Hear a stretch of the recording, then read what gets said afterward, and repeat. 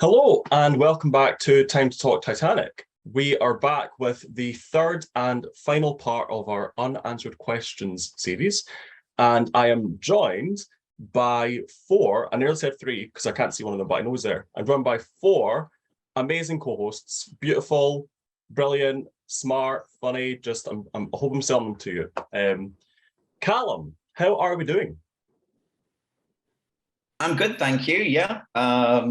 Weather's starting to change here now. I think you said before, didn't you, that you're not a fan of the winter months. I'm exactly the opposite. I love the winter. The fact that it's now starting to get to the point in my flat where I can not have a fan on 24/7, it's good for me and it's good for my electricity bill. Fair. Although it then comes to like putting your heating on, so it's like swings and roundabouts. I'll freeze. There's a lot to be said for layers. Slippers, big house coat, big jumper, especially like, this year. Jesus. Yeah. Anyway, Jordan, it has been a while. And I think, is this your second or third? I'm not sure. Second time. Second. It's difficult though. And to be fair, I'll hold my hands up and say I should be having more earlier recording sessions, because doing it like early on a Saturday or Sunday is like not a non-issue. So yeah, we should do it more often, absolutely. But it's good to have you on. How are you doing? I'm doing good. How are you doing? I'm very good. Yeah, all good. It has been a good weekend, very chilled. Getting back into drawing, because it's been a while since I kind of had not inspiration, but like, well, kind of. I was like, I want to draw something, but I don't know what.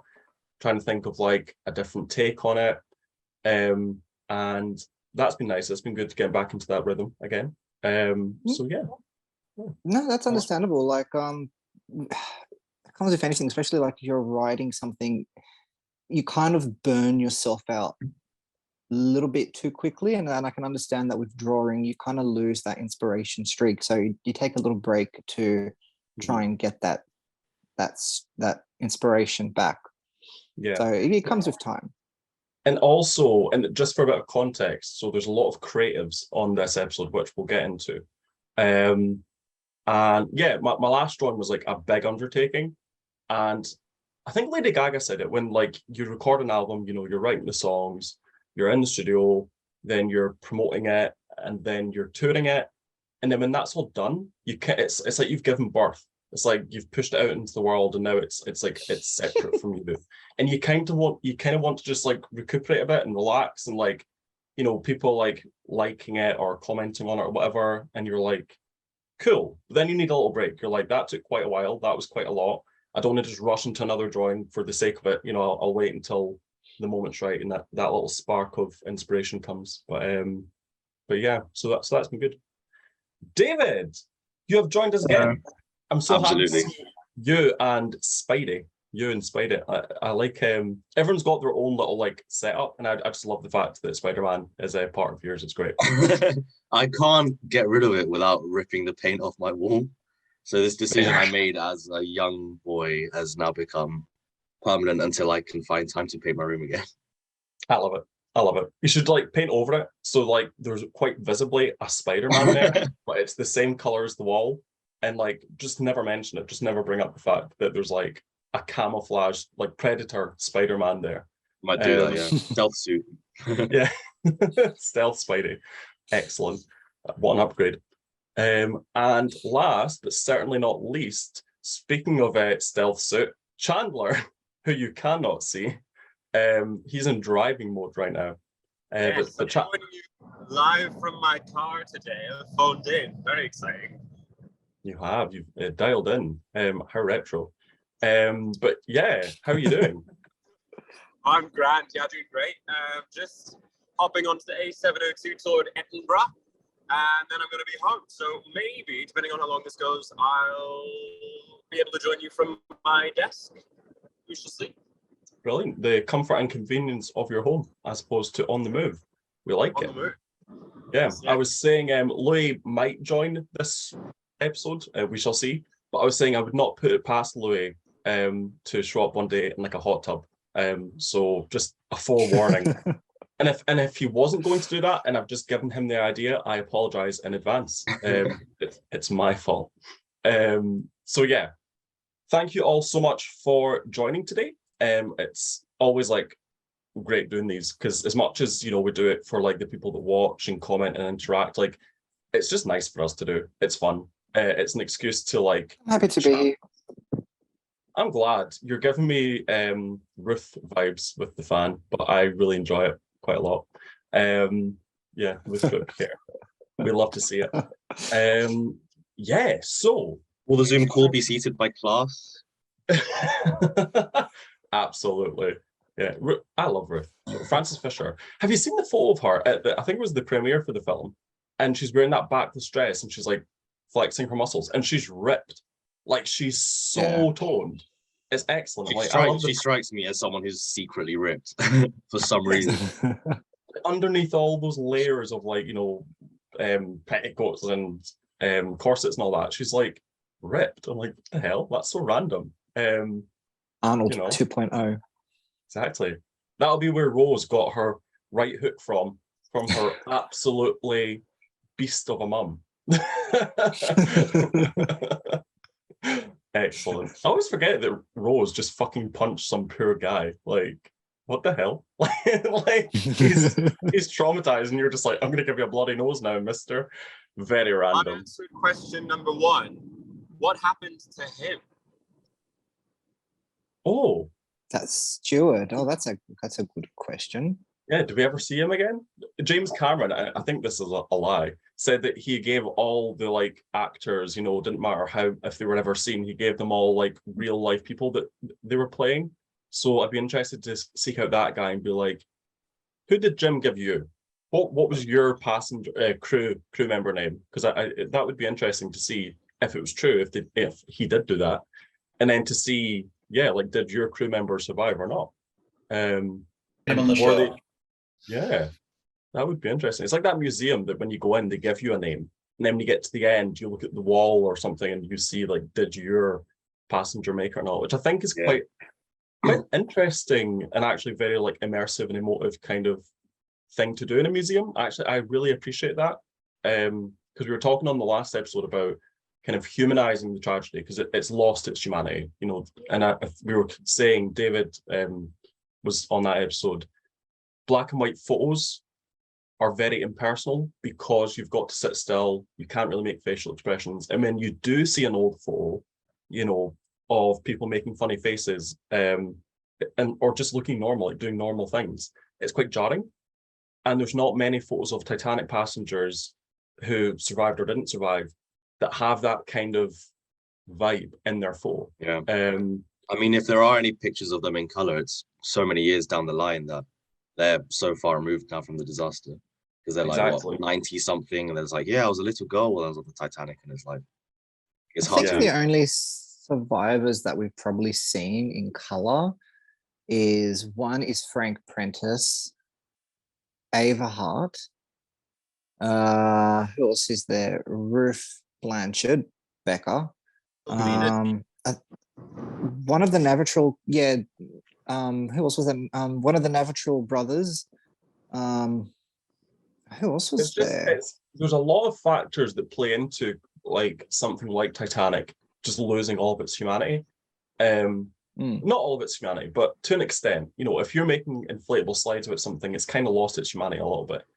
But I feel like one factor is the fact that the photos don't resonate as much as, you know, the example I gave was, you know, 9/11. You know, there's home videos of these people just living their lives. That's true. Which really humanizes them. So I think something like the museum that gives you the name, that's a really good way of bringing that humanity back into the tragedy. I think that's a really, really good way of doing it, actually. It's really interesting that you mentioned that, actually, because it's a big controversy, actually, in the kind of historical community about colorizing black and white images. It's like almost like the controversy surrounding like anime, like sub or dub. You get the same with black and white photos. Some people say, no, you keep them black and white, you don't recolorize them, you're kind of botching them. You're doing something that wasn't originally intended. Whereas there's other people who say, well, actually, no, it helps bring them to life. It brings it back. And you see it in Doctor Who restorations as well, for instance. People say, I've been saying for years, colorize them, colorize the first and second Doctor's era, and you're going to bring all these people on board. But there's quite a vocal community who said, no, this is the way that they were put out. You should still consume it in the same way. So it's interesting that you mentioned that, actually. But it's interesting also because, like, we think about the world back pre-color photography as being black and white, when in reality, like, these people on the Titanic in this period were wearing bright colors constantly, like blue serge, like suits, and like pink socks, and like color was such an inherent part of their lives, in the same way that it would be today. But we don't get to see that because obviously the only records we have are black and white photography. But like, you look at the records of even just bodies found, what they're wearing bright colors. It's like, it's spring. Spring is for color. Yeah, no, like I think there's a short movie, like a short silent film. It's the only existing film of Dorothy Gibson, who was a first-class passenger and survivor of the Titanic. I can't remember the name, but it was released online probably about 2, 3, maybe 5 years ago. Yeah, she's in that for like probably about a minute, but that's the only existing footage that we have of Dorothy Gibson at the moment. Is it a lucky holdup? I believe it was, yes. It's quite funny as well. So, you know, Chandler's saying about, you know, they would have worn bright colors. Like, yeah, absolutely. And I was watching one of those, don't know if it was Vogue or Vanity Fair, but they get a dress historian to break down, you know, so they did one for Snow White, you know, looking at that Disney animation, but they were like, what would, you know, she have actually worn? You know, what would real princesses wear in that era? And I think it was Germany.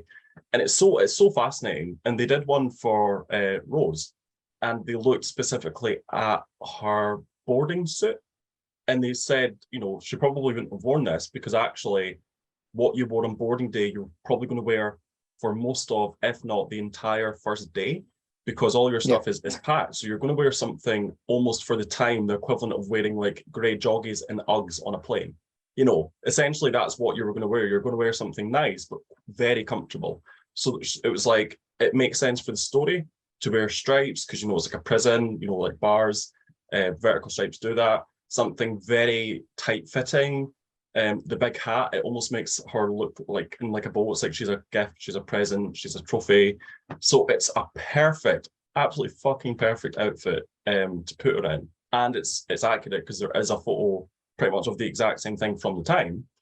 But interestingly, this dress historian said the fact that there's purple on the suit and the hat's purple wouldn't have actually been totally necessary. You know, nowadays, that's, you know, you color match, that's what you do. You know, look at the Queen. She's like a big fucking walking pink meringue, and she looked great for it. Or, well, looked great for it, rip. But it was like, you wouldn't have actually, back in 1912, you wouldn't have been fussed about wearing a suit that had green on it and then throwing on like a red hat, you know, like, so something quite discoordinated, that wouldn't have mattered. Which I thought was really interesting. So not only would people have been quite colourful, but they actually would have been quite all over the place in terms of coordination, which is pretty cool. I think, yeah, that's a lot harder to find, interestingly enough, in like the black and white photography era, because we're sort of used to seeing everything as black and white contrast, compared to pre-photography when things were painted, then all the colors back in it, and it's easy to recreate that in your film. Like if you look at any sort of period drama, like Tudor eras, whatever, then all the colors there again, funnily enough. Yeah.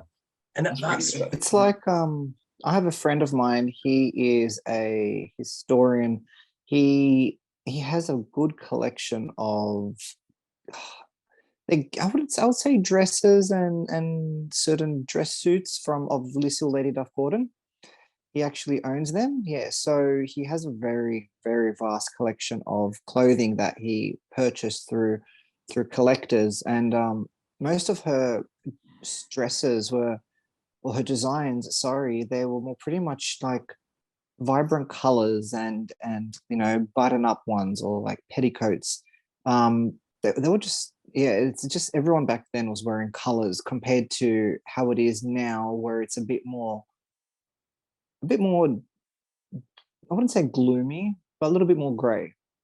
Yeah, grey joggies and Uggs. Great. I mean, I like my earthy tones, but it is funny to think, back then it would have been pretty vibrant. Obviously for the upper classes, we're obviously would have been a bit more grey and brown and earthy, in the lower classes. See, that's what I love about this. Like we're talking about the colours that people would have worn back in the day, but that's interesting. But like Callum's saying about the taboo of colorizing black and white photos, that's so interesting because, yeah, I can understand people having an aversion to watching, like you use Doctor Who as an example, oh, I'm not watching that, it's black and white. And people do that. People will refuse to watch something if it's in a foreign language, even if it's got subtitles. They're like, oh, I can't possibly watch something with subtitles. And it's like, you can, you're just dense. It's like, you could do it, you just don't want to, and that's fine. But you're missing out on so much stuff you might possibly like or learn from just because it's black and white, just because it's got subtitles. So actually, so I think it was Squid Games. I started to watch that and I was watching it with the dub and it was awful and it was really distracting. So I ended up just watching it with subtitles and loved it and watched the entire thing with subtitles in its original language, and it was great. I will always watch original language, always, like just whenever I can. It's like anime. Also, go on. It's like anime. Like all animes, they come from Japan, most of them, and they're all in their own language. But when they get dubbed, into an English language, it's just there's no emotion. There's no you don't feel how you don't feel the characters the way the original voice actors portrayed them. And that's what I've noticed in a lot of I just feel like animes. Yeah. I've watched, because I watched Squid Game both ways, and like the acting choices make sense in Korean, but the acting choices on the dubbed version, when you put it into English, all of a sudden you're like, why is their face contorted like that when they're saying that? And it's like, it loses contextualization as to what's actually being said when you dub it. And all of a sudden, like, subtitles are great because obviously I don't speak Korean, I can't understand it, apart from a couple words here and there. But like, I'm able to I could watch, Russian, Chekhov, a Chekhovian play. I can watch it in Russian without subtitles and know what's happening because there's intention behind the line. There's understanding in terms of like what the person's saying in their own language. And as a result, if they're doing their job correctly as the actor, you get it. You understand what's happening, even if you don't get the full context. So it's like always subtitled over dubbed for me, 100%. Like one of my favorite films ever is Gang, which is Downfall. If you've probably seen the clips of it from the Hitler parodies on YouTube when he gets angry at being banned from Xbox Live or something. I can't imagine watching that film dubbed. I don't think there is a dub for it, but I can't imagine watching that film dubbed. Like, it just adds the authenticity. I think it's not quite disrespectful, but it does a disservice to the actors who put their time into it, research the characters to the point where they've tried to match voices, for instance. And just because you don't speak the same language, you're just going to kind of completely disregard that because you don't want the subtitles at the bottom of the screen. Like it's the same with Shakespeare, for instance. Like, Shakespeare can be difficult to follow. It absolutely can be. And whenever I go and watch a Shakespeare play, what I'll do is I'll read through the synopsis of it, so I understand the plot, I understand what's happening. And if the actors do their job properly, I don't necessarily need to understand the meaning behind every single line, because I know from their intent and their acting choices that what they're trying to tell me. Yeah. One of the things, and I'm going to tie this back to Titanic in a second because it's super relevant. Like, everything we've just been talking about is super relevant. And in fact, what we're doing right now, it's relevant because of that. But yeah, one of the things I used to love in English when you were learning Shakespeare was you'd read a big chunk of text and then the teacher would be like, what do you think's being said there? Like, it's in Shakespeare, it's in prose, you've never come across this before, you're 12, you're sitting there picking your nose. What do you think this big bit of text means? And I just always, I loved guessing, like, reading it, being like, I think they're saying this, because you don't know what was said before and you don't know what's being said after. It's just that standalone bit of text. And sometimes you're kind of on the mark, other times you're like way off, because then he would explain and you'd do the scene, you'd act it out, and he'd give out roles and stuff. And I just loved that, like deciphering this like bit of language that you're not quite sure what's going on. And yeah, I'm such a nerd when it comes to acting and Shakespeare. But in terms of Titanic, I would say, I was just going to say on Shakespeare, I would say like any Shakespearean actor worth their salt, as long as they're on breath and on voice and able to like get through the line, get through the thought, an audience member, whether they've done any work on Shakespeare or not, will know exactly what's been said. They might not know all the words, but they'll know the thought. They'll know they'll understand the intention. Mm-hmm. And, yeah, totally. It's like a child, watching a cartoon or something that's, the child's Ukrainian, just for example, but they're watching like an English cartoon, but they know what's happening because they can see the characters interacting and stuff. They could watch it on mute and they would still pretty much know what's happening. I mean the thought, like the language itself. As long as you're on breath, as long as you're speaking for the thought. Oh yeah. So your tonation, and if you're putting pauses and stuff. Yeah, exactly. But obviously, if you're blind reading it as a child and you've never studied Shakespeare, that's not there. You're in a classroom setting. But yeah, totally. If an actual actor is reading it the way it's meant to be read, totally, you're going to understand it.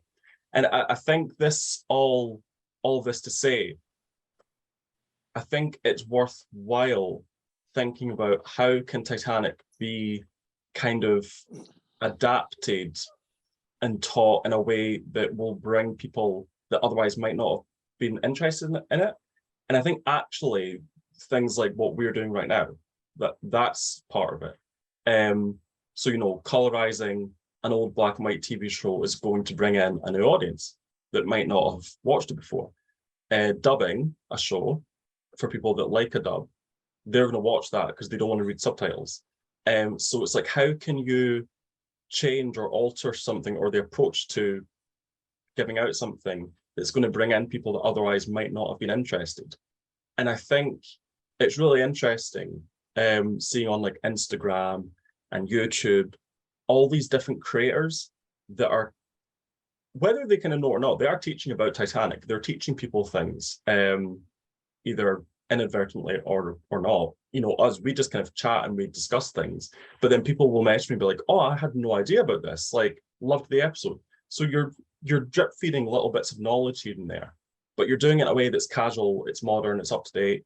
No one's doing anything like this when it comes to Titanic, really. And you've got RMS Titanic Design, who's doing like digital renders of rooms that we'd have never seen otherwise. You've got Titanic Animations, who we'll speak about a bit later on. So all Titanic Honor and Glory obviously is the main kahuna, obviously. Titanic God. But yeah, and I think that's what kind of needs done. So it's about humanizing tragedy, but it's also about thinking about, it's the year of our Lord 2022. How can we talk about Titanic in a way that's still respectful, and it's got the reverence that it kind of deserves, but it's teaching it in a way that kids, and well, not kids, but anyone really nowadays that's on these platforms. Titanic guy, is his name Rav, I think, on TikTok. Yeah. He's got like 700,000 followers on TikTok, and he just talks about Titanic. Like, that shows that there's an interest there, like an innate interest in Titanic, and everyone knows Titanic, and there are ways that we can keep the story alive and carry the torch, but it doesn't need to be stuffy, and it doesn't need to be old-fashioned and dull. And I think that's kind of what we're doing. No, that's true. I think Titanic became this huge thing back in 1997, 1998, whenever the film was released, in whatever country, and it was just huge. I remember all the books, all the documentaries, all the all the memorabilia like watches and Rose's Heart of the Ocean and so many other things like that there was just every channel that I would remember there's always a new documentary on Titanic, always a new documentary, and nowadays it's not like that. We still have a couple of documentaries in the last 10-12 years, in the last 20 years maybe, yeah. But nothing compared to what it used to be. So it still has that popularity, but it's not as huge as it was when James Cameron's film came out.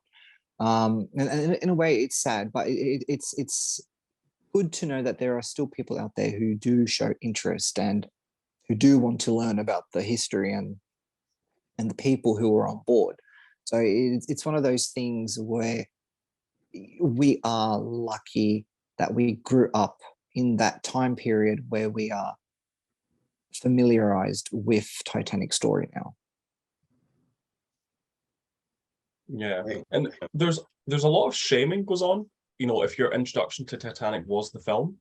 For me, it wasn't. I heard about it and then I watched the film, and I think the film just like further cemented the interest. And speaking of Instagram, you'll go on Instagram and it's the Jack and Rose fan accounts that have like 200,000 followers, and they just post edits with little love hearts and like wispy writing on the front, and it's like, and that's fine, that's okay. But even the Titanic guy with his like 700,000 followers on TikTok, even if most of them just know Titanic, and he uses a lot of clips from the film, but the facts he's giving are true, they're based more in reality. It's not so, he's debunking things that happened in the film. So it's like you bring them in with the film, you tease them with little clips of the film, and then you hit them with the facts. And that's a good way of doing it. But you're totally right. I think nowadays, there's always going to be an interest in Jack and Rose and the film, but it's nice that the kind of community that we kind of swim within is very much interested in the real ship and the real people, and trying to maintain that and bring that to the forefront. And even if it's an echo chamber, even if it's just we're screaming at the already converted choir, it's like, well, do you know what? That's fine, because you're still going to learn something new along the way, doing that, and meet like-minded people, which is always a bonus.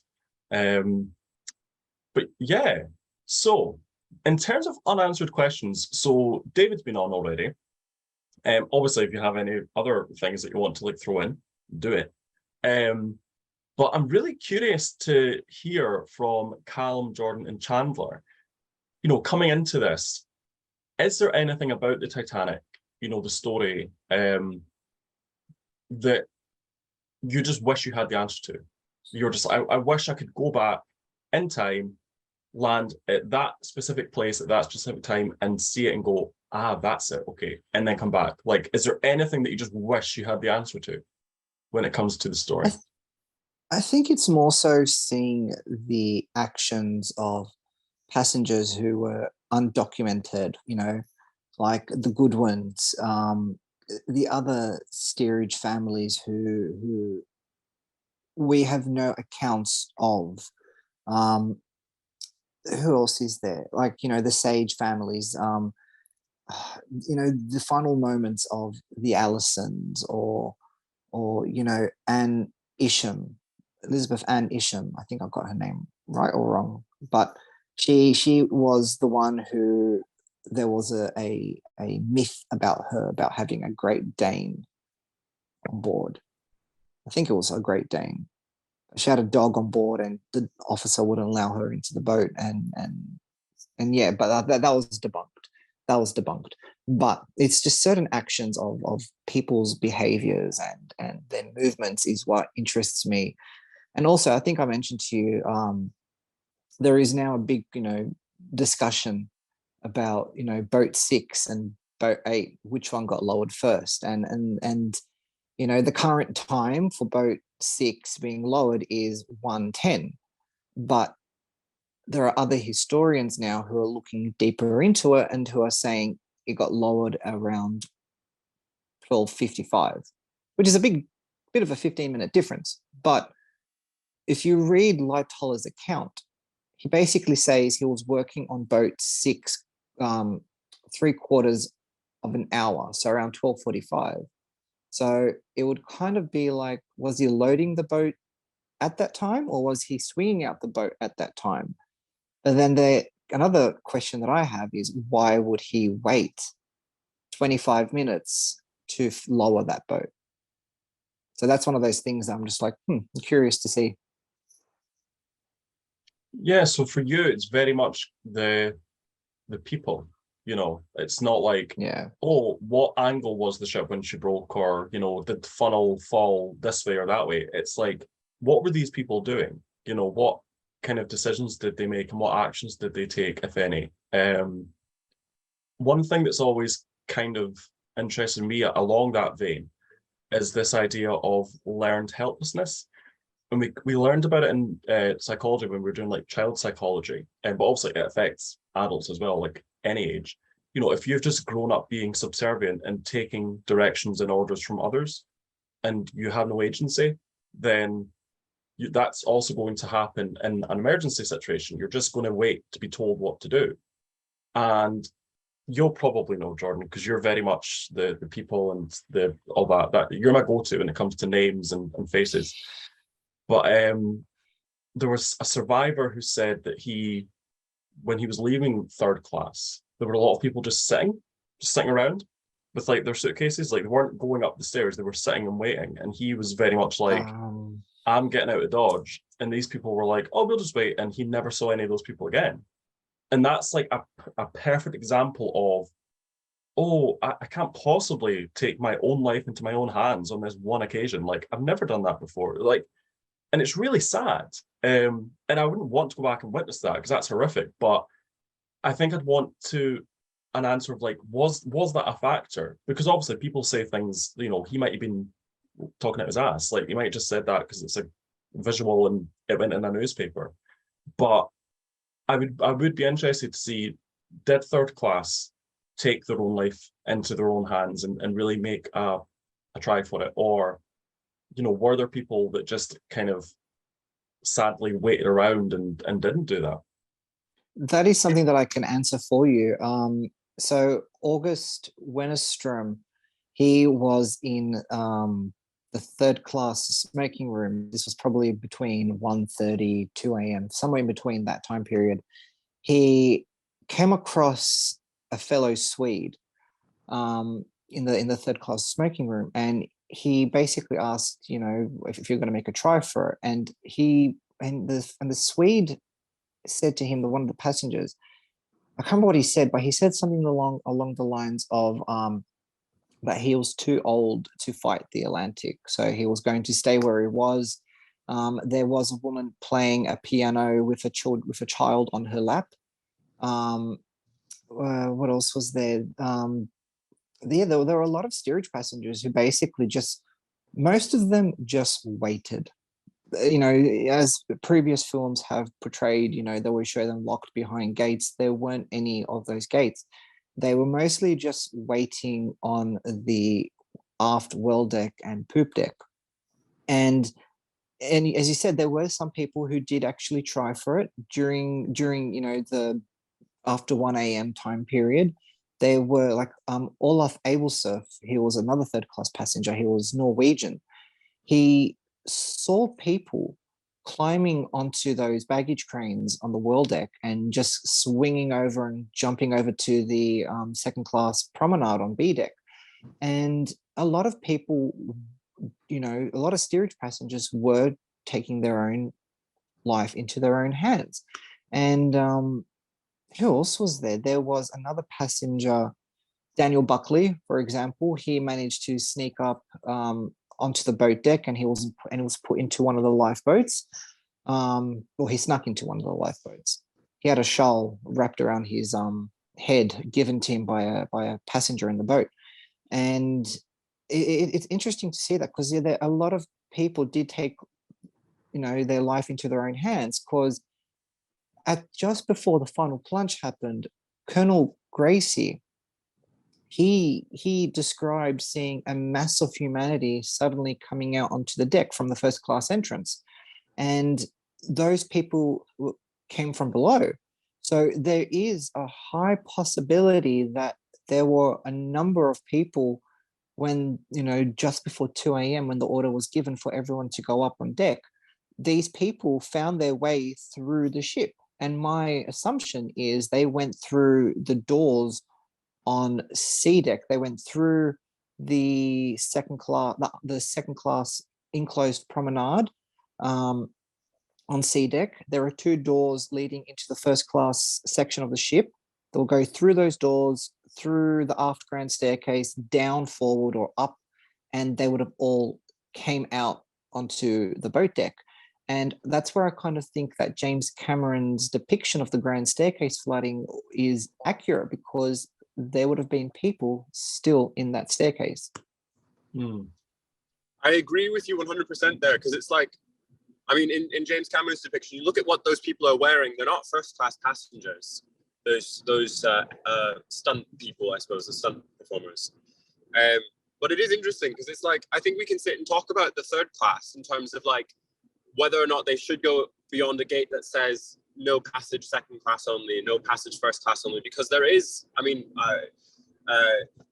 psychologically, if you're told what your place in society is, obviously you're going to abide by that. But I also think it's just as prevalent when we look at first or second class people. Like, we assume, and I think it's interesting that we call somebody, say, the myth of John Jacob Astor stepping back and having his dog Kitty with him and him smoking a cigar on deck.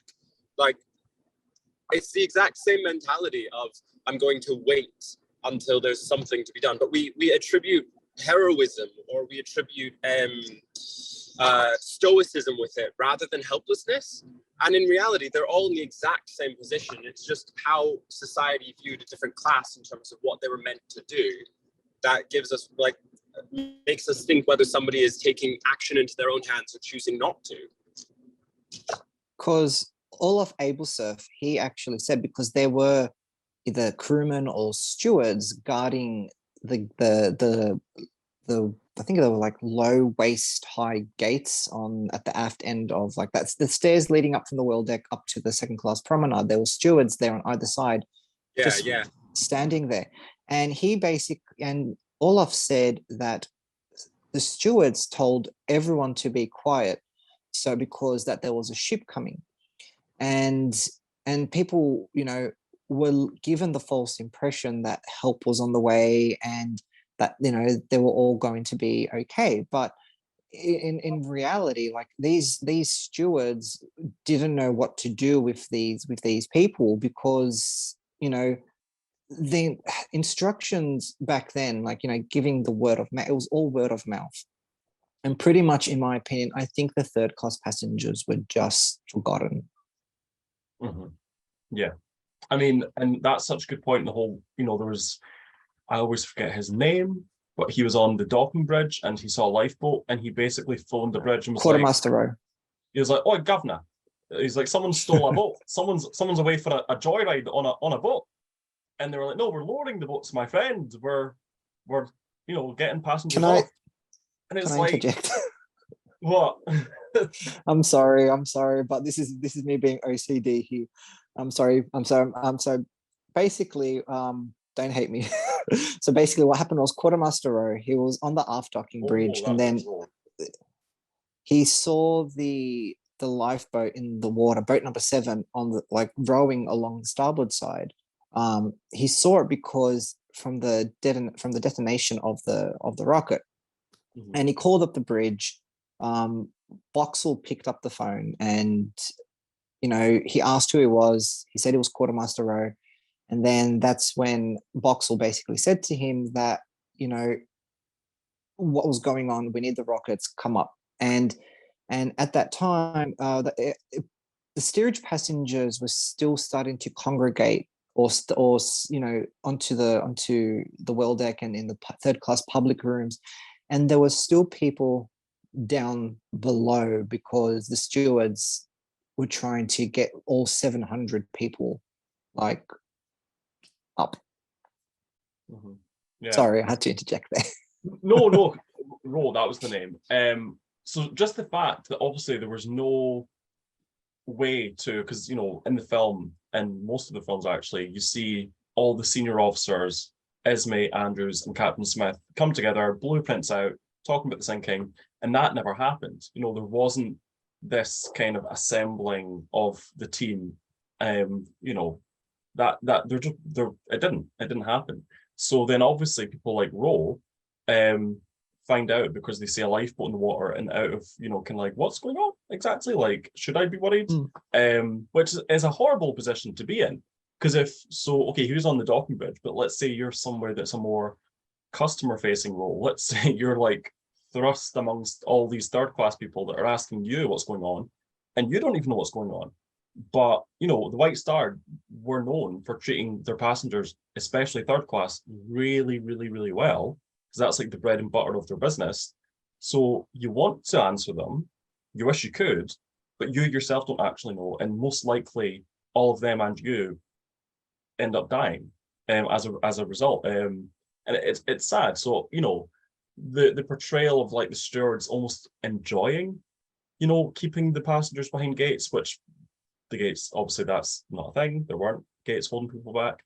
But even I remember watching that when I was young and thinking, wait a minute, like, they've been told to go down below decks in a flooding ship and like keep third class passengers there. It's like, how stupid would you have to be? Like, the gates were locked. Like, would you not just go and try and like save yourself? Like, even I knew as a child that seems really unrealistic. I didn't know that there were no gates. I fully believed that there were gates, and I fully believed that third class people were locked behind them. I just didn't think that like the stewards would have ever guarded them or taunted people or made it worse by like watching them being locked behind those gates. I just think it's things like that I find really damaging to like the memory of the people that did those jobs.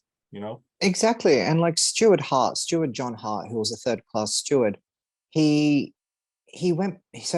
gathered two groups. The exact number, during his testimony at the British inquiry, he gave two different numbers. I'm not going to speculate on those numbers because it could have been an exaggeration, but as the story goes, he went back twice to get two groups of women and children. One group was before 1 a.m. He came out onto the boat deck after boat 8 was lowered, because the Countess of Ross, she actually saw steerage passengers on the boat deck before the boat was lowered, and Steward Hart dropped them off there, went back below, got another group, and he dropped them off at boat number 15. Again, there are some people who don't believe in his testimony, but there's a possibility that he, got those two groups in that space of time, and he just dropped them off, and they just dispersed, found their own way into the boats. Because it's interesting, if you look at the aft boats, many of them who entered were second class and third class women and children. And that's how, as I said before, some people took matters into their own hands and went up onto the boat deck. Others were led by groups. There was another surviving third class steward.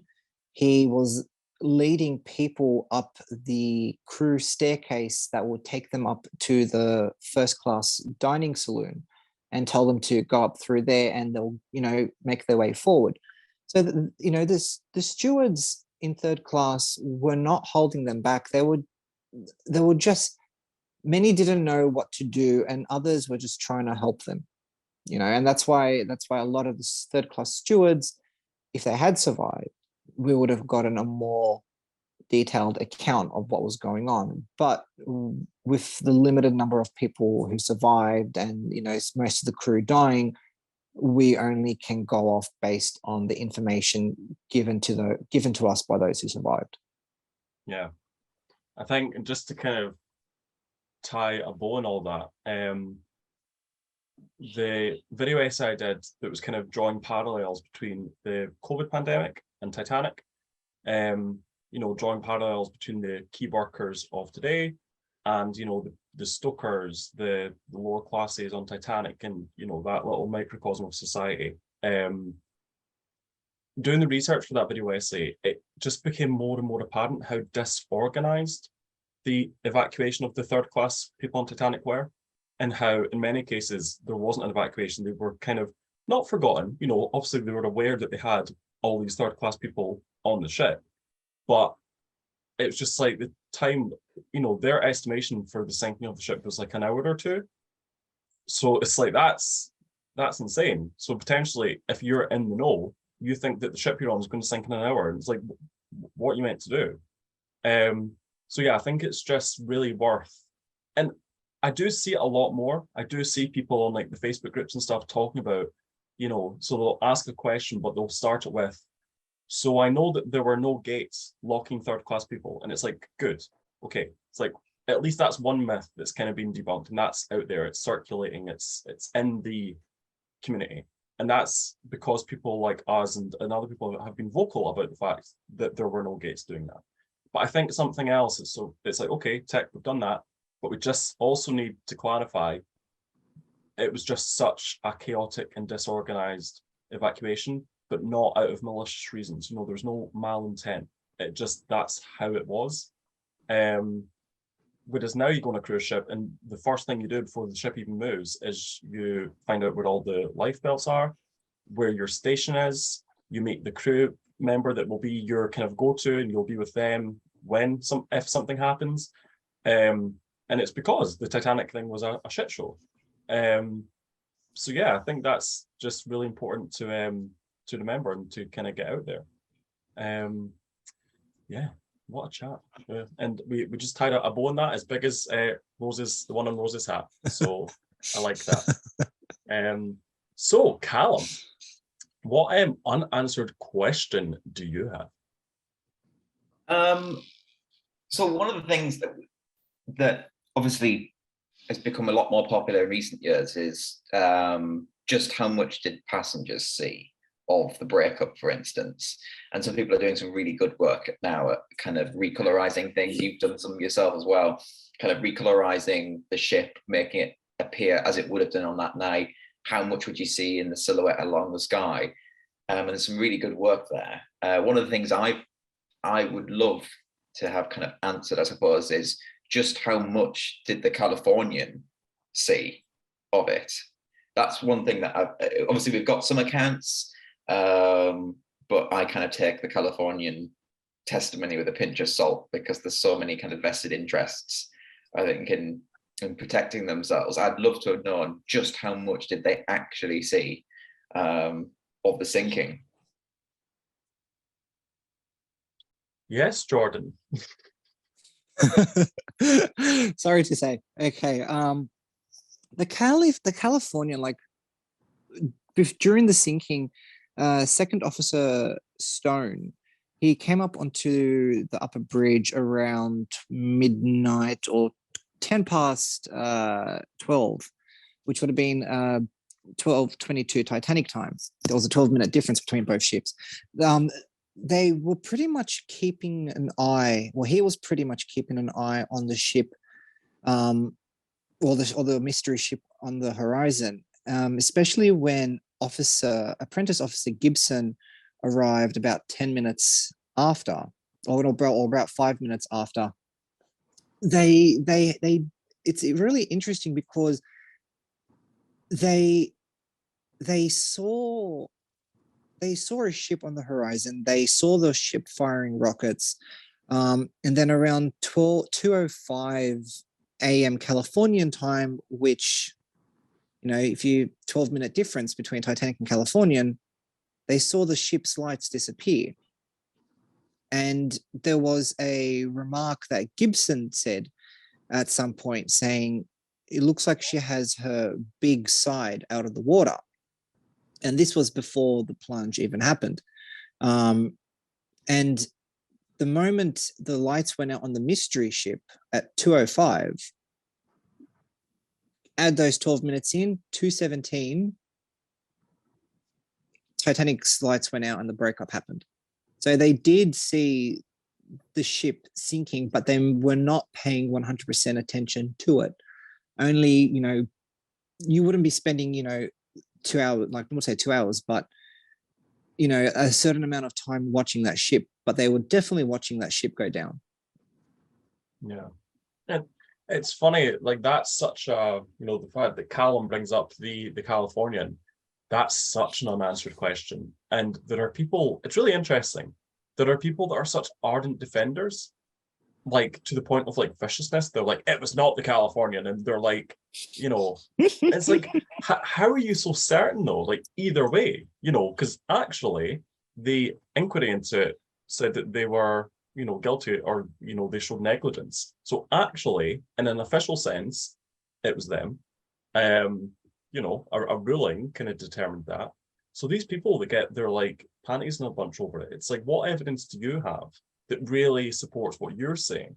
But as much as they were seen as like negligent or that they could have done something, or they should have done more, it is still unanswered because was it Titanic? I think it was the episode that Louis and I done. I love the scenes in the film and the far off shots of Titanic just surrounded by vast blackness. And there's a line in the script that Cameron uses, I think, to describe that scene.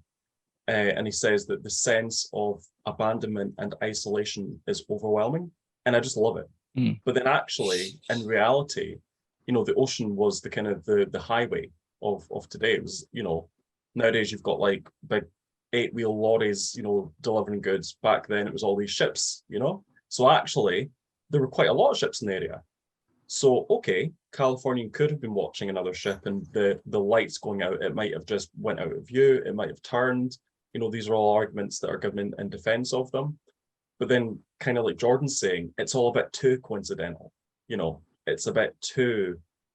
And then it might have been Titanic animations, but I remember watching something that said even the time that the ship broke and sank, this whole 2:20 a.m. thing, as much as that's kind of been determined as the time that Titanic sank, actually there could be 5 minutes kind of either side. It might not be as exact as people state. And if that's true, that also gives a little bit of wiggle room for it couldn't possibly have been Titanic because we were watching it at this time. And it's like, well, so yeah, it's all very, very interesting. The plot thickens. What do you think, Callum? What are your thoughts surrounding it? I think it's very highly likely that they were watching it. And obviously, as they were found at the inquiry, they didn't act to the best of their ability. They didn't do all that they could, and more slams don't count, in my opinion. That's so half-assed. I think I would love, and this isn't me hinting at you, I would love to see a kind of a really clear visual representation of what you testimony that we've got to try and actually see, because I tried to picture it in my head. What does a ship 9, 12, however many miles away sinking look like in these conditions? So I'd love to see a visual representation of that to try and quantify it in my mind. There's a really good documentary that's actually come out quite recently. And I'm blanking. I think is it Titanic Case Closed or something? It's quite a new one where they talk about the cold water mirage and they actually like recreate visuals of it. It's really, really, really interesting how they show how under that particular, like those particular conditions, that particular like specific temperature wise, with the massive sheets of ice preventing water from making waves, how it makes it this flat calm. It shows a really interesting like depiction of what that might have looked like. I'd highly recommend going to watch it because I won't say it shifted my perspective much. It's already sort of very much cold water mirage is something you're already thinking about. But the visuals from that were stunning, like really, really, really well done. in relationship, and they use visuals from Norway and Iceland and the Baltics, basically, where they show us ships in cold water at the minute, and they go and they talk to fishermen in Halifax surrounding how they perceive how they perceive things at certain times of year in relationship to water temperatures. And so they go beyond just Titanic. They go and they actually talk about, like, this is a phenomenon that exists to this day around the world at certain times of year, given water temperature, given current, given air temperature versus water temperature. And they show images of like images that have been captured. They show images of like what it might have looked like, and they show how it quite literally is very possible for the Titanic to have looked like a much, much, much smaller vessel than it actually was. I highly recommend giving that one a watch. Yeah, that's so true that, you know, it's all well and good to say, oh, it would have looked like this, but then there's other factors at play that, yes, we're aware of nowadays, but they would have had no comprehension of back then. I didn't know about the whole Californian thing until maybe like 4 years ago. Outing myself as a not even a Titanic enthusiast, you know, not even. If you don't know about the Californian until like 4 years ago, who even are you? You don't go here. I know. That was when I saw about it, I was like, there's this whole layer of like conspiracy and conjecture that I had no idea about. I was like, what the fuck? Mental, wild. And there's even been a drama about it with Paul McGann, who was like one of the unofficial doctors, but now he is official. You know, he's part of the lore. But it's a very, very good drama about it. It's fantastic. Yeah, they it's on I think it's on Amazon Prime. It is a bit dramatized, but they use the like the inquiry notes, like yeah. So as like the basis for their script. So because there's like a conversation that happens in like a bathroom. Hashtag no homo. And it's like, yeah, it's like I doubt very much that the person, you know, typing up the court notes followed them to the bathroom and typed that as well. So it's like, you know, that's a little bit of, you know, creative license there, which is fine. But it's very good, and it just shows like that's another facet to the Titanic disaster, that you don't even need to have the ship shown in it, but it's so interesting and meaty that you just got to make a drama out of it because it is so dramatic.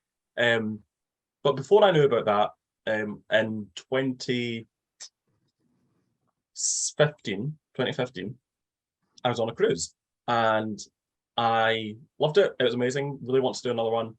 But I remember there was a day and a night where it was at sea, you know, you're fully at sea. And you might have seen a bit of land, but at nighttime there was like nothing. It was just blackness. And I was like, this is excellent. I mean, I was hoping we didn't sink, but I was like, if we do, we'll be fine, because there's like lots of boats and stuff.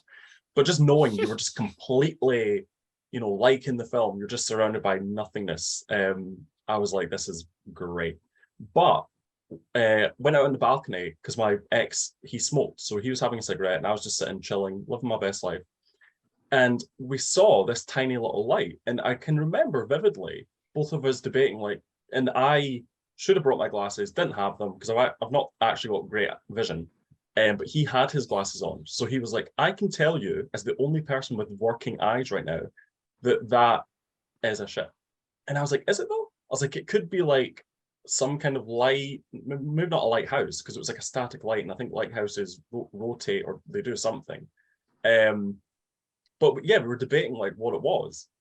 So it's quite funny then to hear about the Californian thing years later and be like, I was in that exact scenario, kind of, but not really, without really knowing it.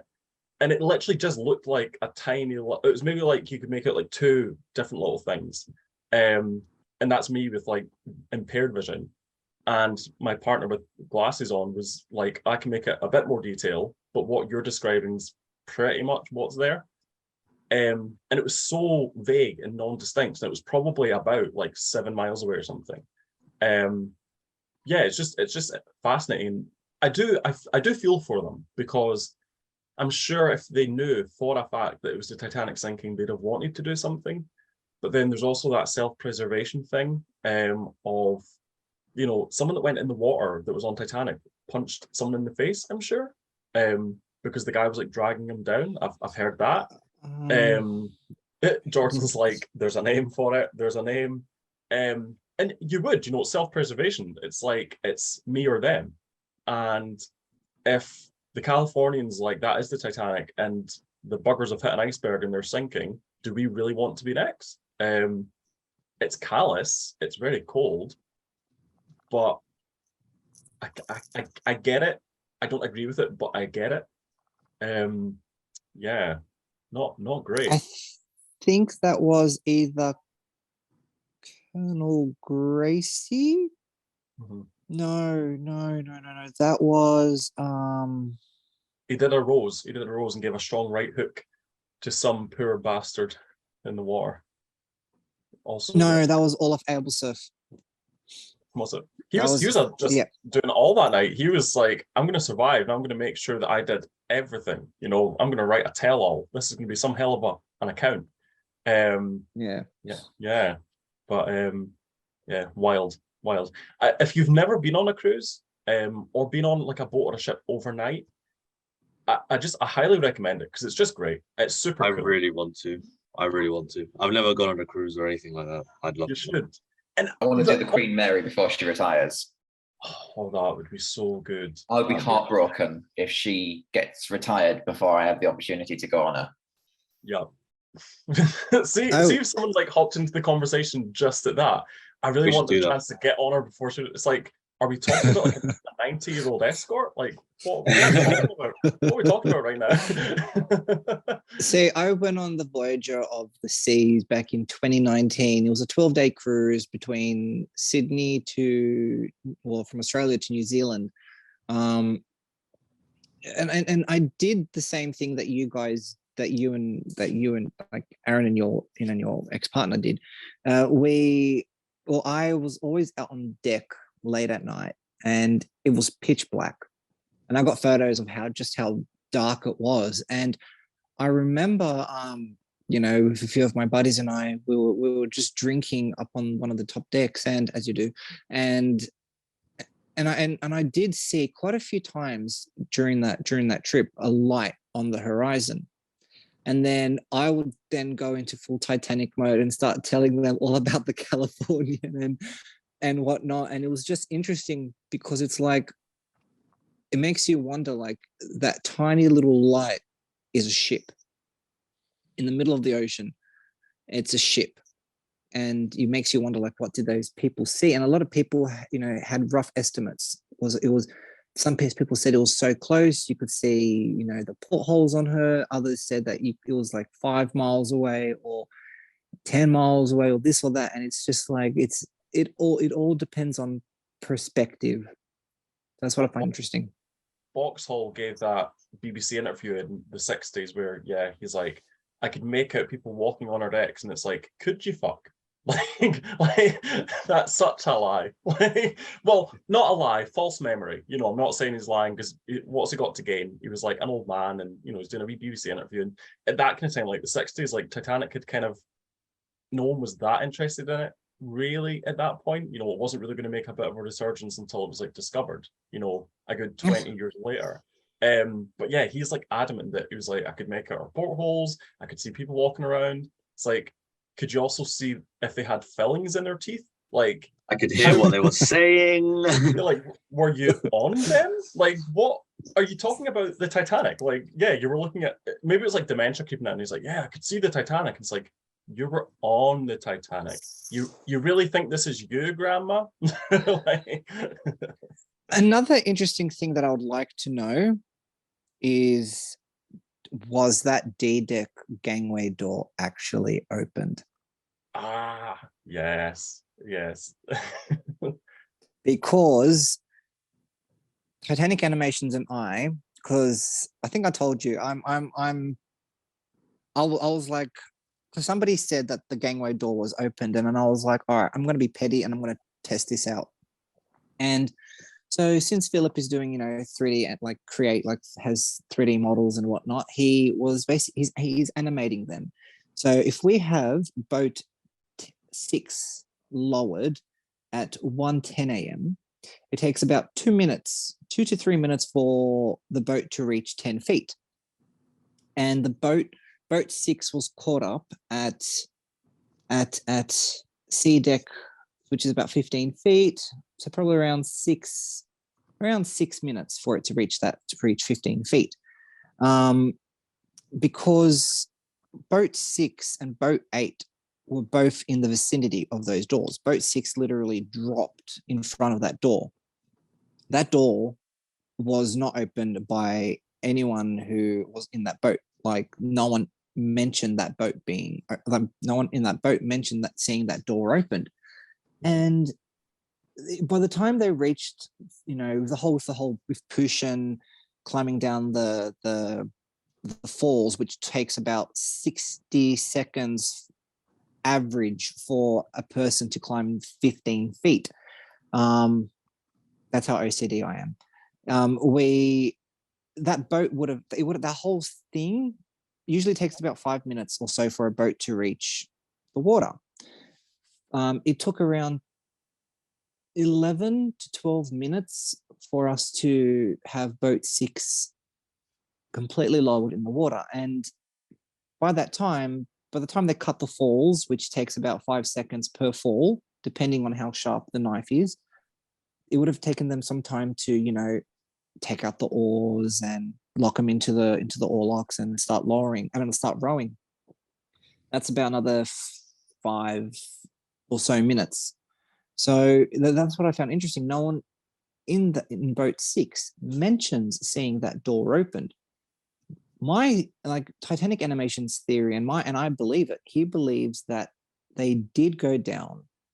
Abel Bodyman, Seaman Nichols. They went down, opened the gangway door. They saw how close the water was to them, and they locked it. But no, they closed it without locking it. Mm-hmm. Because if that door was in fact opened, it would have been completely ripped off its hinges during the bow's descent to the seabed after the breakup. Like, all this force coming in, it would have literally ripped that door open. So, it would have ripped that door off. But if it was closed but not locked, when it finally reached the seabed, it would have just swung open. Mm-hmm. That's what I'm curious to see, if they actually opened it, like if they left it open or not.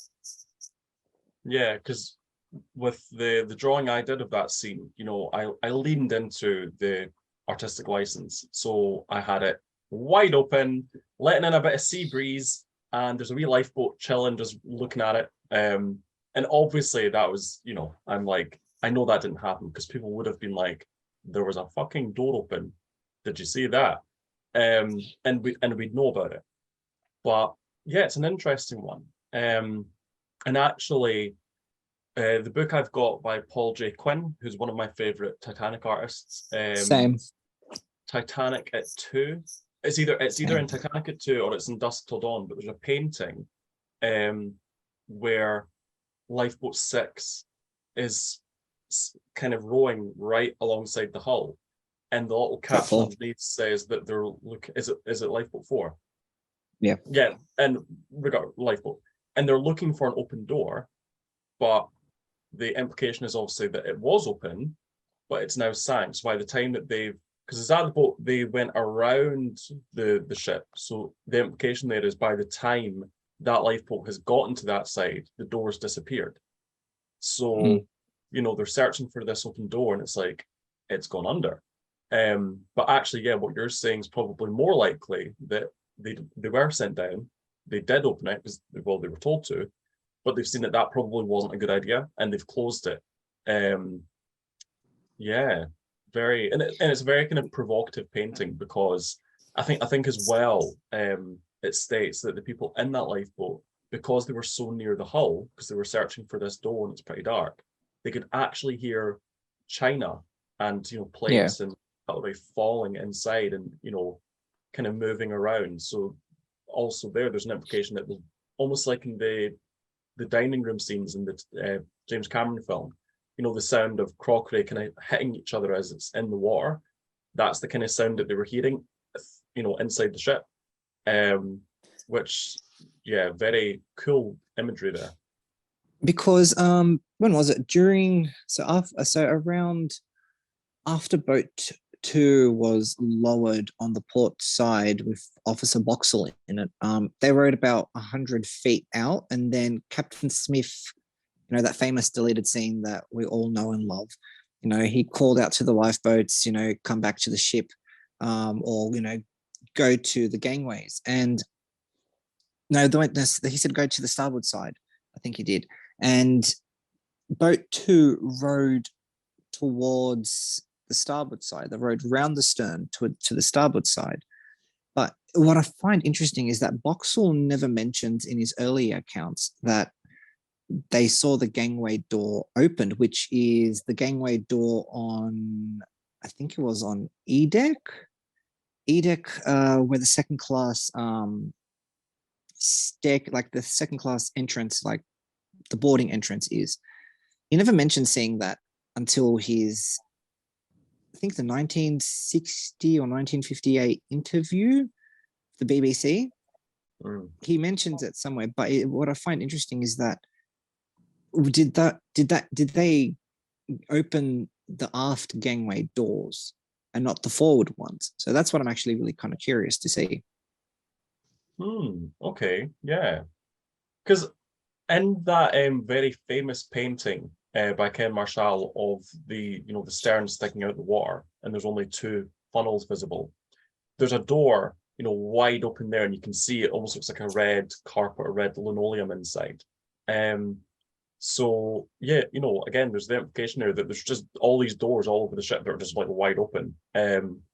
And in the Cameron film, I think the same doors open and you see someone like jump out.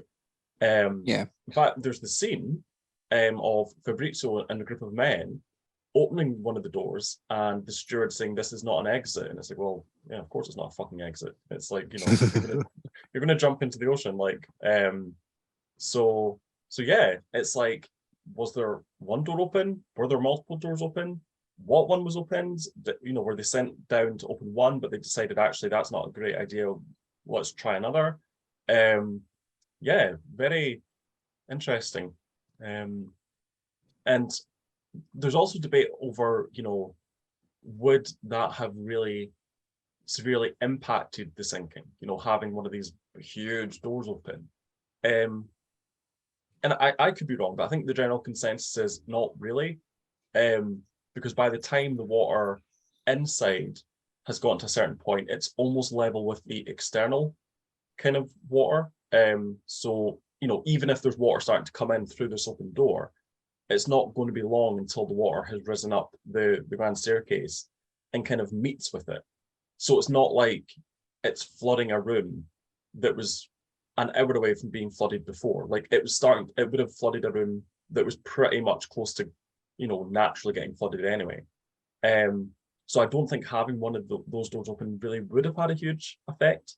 Again, I could be wrong. I think though, like on that, my question there wouldn't, I guess less of a question, statement question, is like every space for water to enter, whether it's an open porthole, what is it they talked about on the sinking of the Lusitania, where a single porthole could let in 3,000 tons of water a minute, something like that, which is a lot of water. So any opening is going to have an effect on how much water is entering the ship, whether the water on the inside versus the outside is level or not. It's another place for water to be entering the ship, which is going to affect the rate at which it's sinking, whether even if it's infinitesimally small. Like, I mean, when we think about how much damage there actually was to begin with, it's like it's not that much. You think about the MV Explorer, which sank in 2012. That ship sank with the amount of breaching of ocean into the ship was the size of a fist. It's not that much that can result in massive amounts of water entering something. And so if an entire door is open, it's going to let so much in. If it's 3,000. When people ask about it, I think what they're trying to get at is if only that door had been shut. And it's like, well, no, because one, like Jordan said, we don't actually know if it was ever open really during the sinking to begin with. But then also, like you're saying, if it made a difference, it might have only been like marginal, it might have sped up the sinking by like a minute or something. For all we know, we're never going to know, because it might not have even been open. But I think people do kind of think, oh, I wish they'd shut that door because they might have had more time. And it's like, well, how much more time do you think? Like, do you think having that door open sped up the sinking by like 20 minutes? Like, what's the hypothesis there? So of course, having all these openings or more openings isn't great. And there would have been a lot of portholes open as well. There was an account of there were passengers that the heater in their room, the room was like really hot. Yeah. So someone had come in to like fix the radiator, but so they had their porthole open for that reason.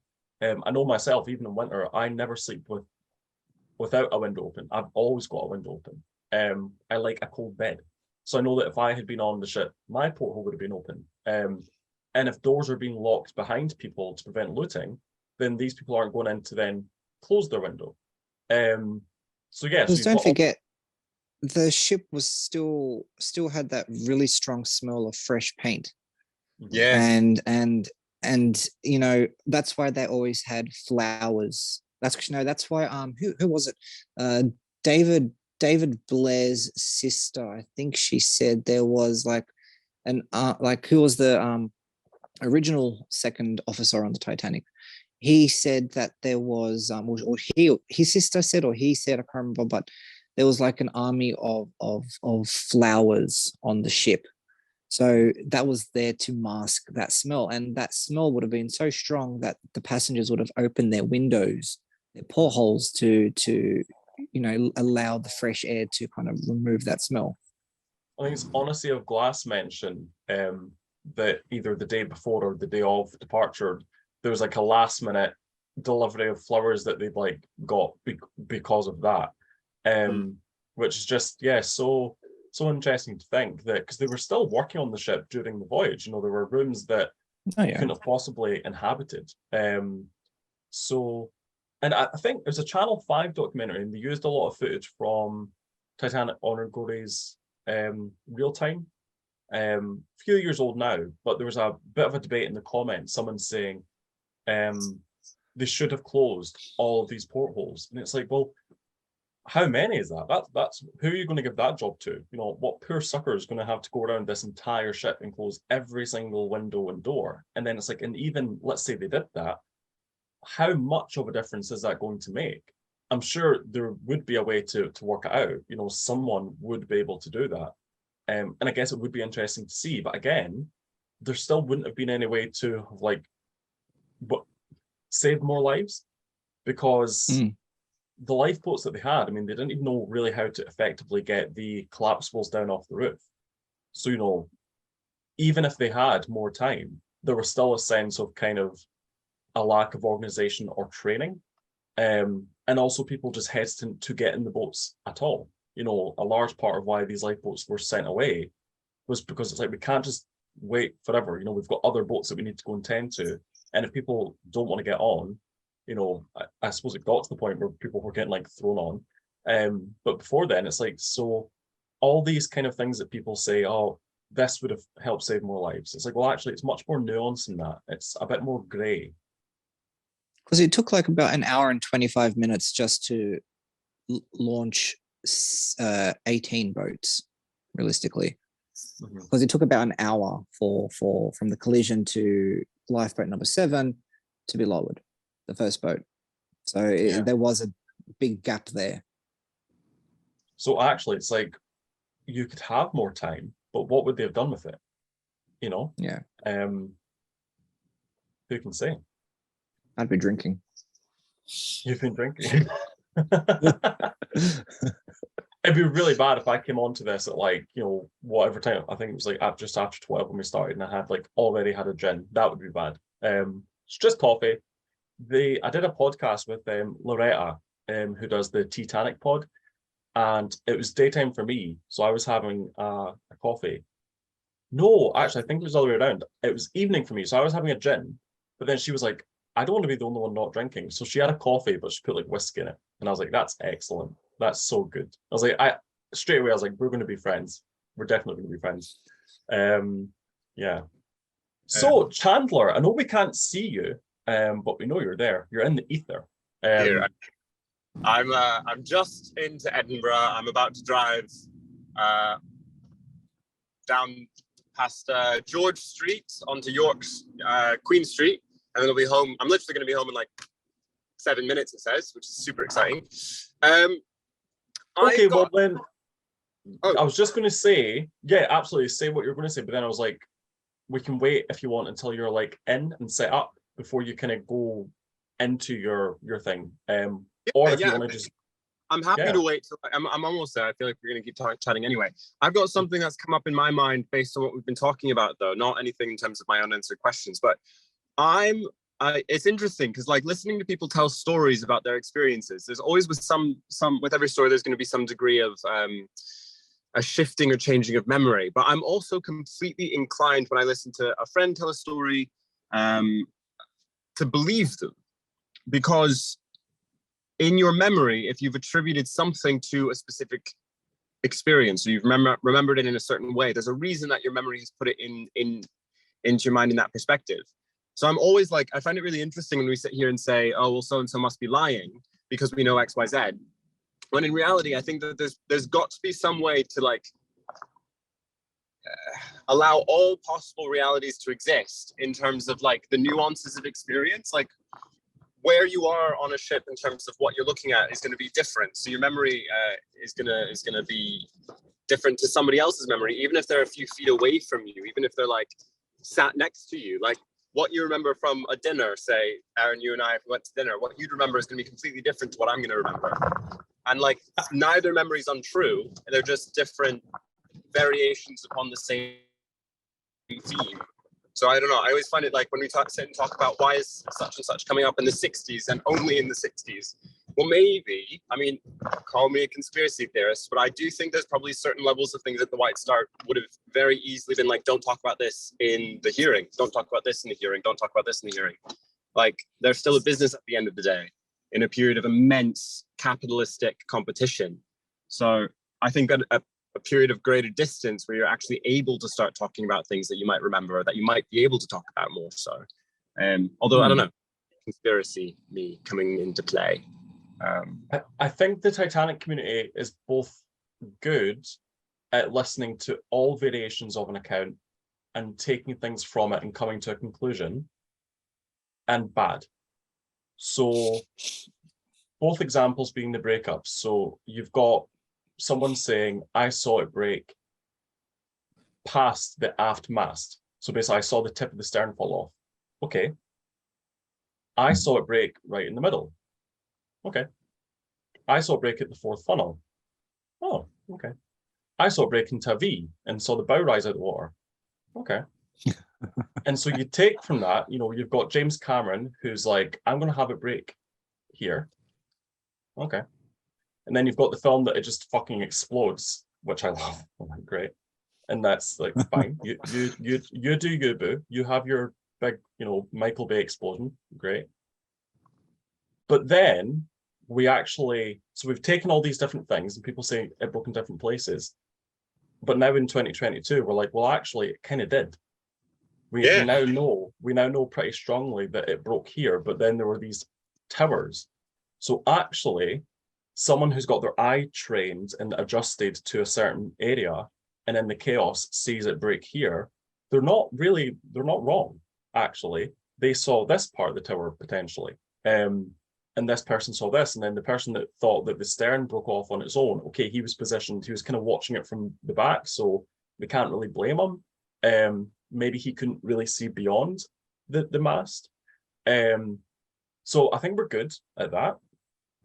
But then I also think we're very good at shouting down actual survivors at conventions who pre-1985 say they saw the ship break, and we're like, nonsense, you couldn't possibly have seen the ship break because it sank intact, because it was such a handsome ship, and how could it possibly break? You're lying.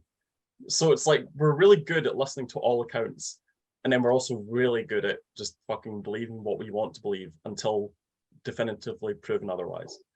And it's shameful to think that people did that and, you know, called someone a liar when they weren't lying at all.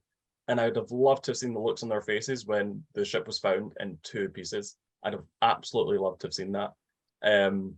Well, two very distinct pieces. Yeah, so I think we're good and bad.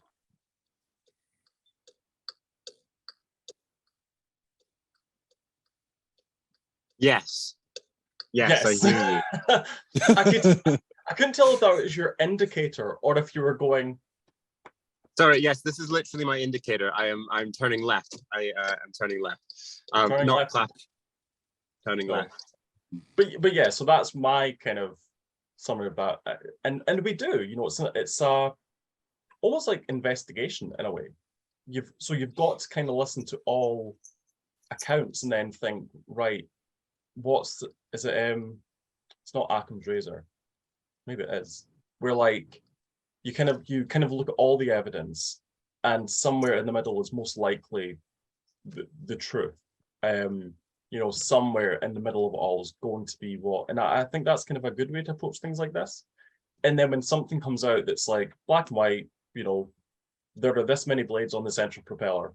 You know, when something comes out like that, but until then, you know, just kind of being somewhere in the middle, I think is a decent place to be. It's also with the angle of the ship, the final angle before the breakup. You know, there are people who believe that the ship broke up at a low angle or a shallow angle of 10 to 15 degrees. Others believe that the ship broke at 30 degrees. And that's where I think James Cameron kind of met in the middle, because he got it at 23, not in the movie, but his 2012 animation. He has the ship break up at 23 degrees. It's in the middle. But, you know, current animations have the ship break at a shallow angle, but it's also kind of goes against, you know, what survivors said and described. And it's one of those things like George Behe, who's a really great historian and a great friend of mine. He actually said to me before, like when I was like drilling, like I wouldn't say drilling him, but when I was picking his brain about the ship's angle, he said to me that no one had a protractor, you know, against the ship to determine the angle, but he strongly believes that the ship did reach an angle of approximately 30 degrees or close to it. And it's got a lot of strong evidence to it as well. But you always have, you know, people saying, oh, the ship reached this angle or that angle or this and that. But it would have had to have reached an angle that was enough for people to slide down the deck, for everything inside the ship to be moving and crashing down as described by, you know, Lawrence Beasley and other people. There was, who was it? I'm trying to remember the name. That's right. No, that's right. He's a historian as well, Charles Pellegrino. He actually said there was a discussion on one of the Titanic groups many years ago. Apparently, James Cameron he had an artificial stern section of the ship, and he did a number of tests to determine what would the angle be for people to, you know, still be able to, you know, stand without sliding.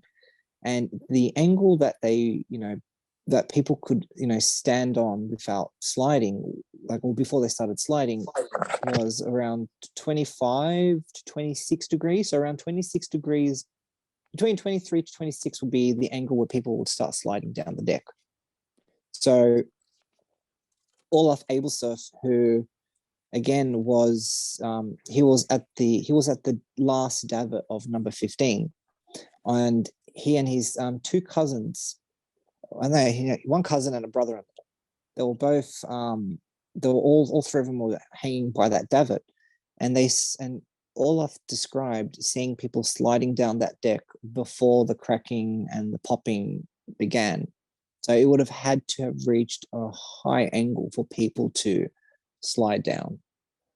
So yeah, so even if it got to like 28 degrees, you know, if we're saying that 23, 26 was enough, so even 28 would have been, and it's, you know, perspective does come into it a lot as well. If you've got the ship sinking at even just say 25, so it's at 25 degrees or 20, and you've got people all around it in a circle holding hands in this big huge circle, the person standing facing it front on that can only see the funnels, the person that can only see the stern and the aft mast, they're not really going to know the angle of the ship because they can only see it front on or back on.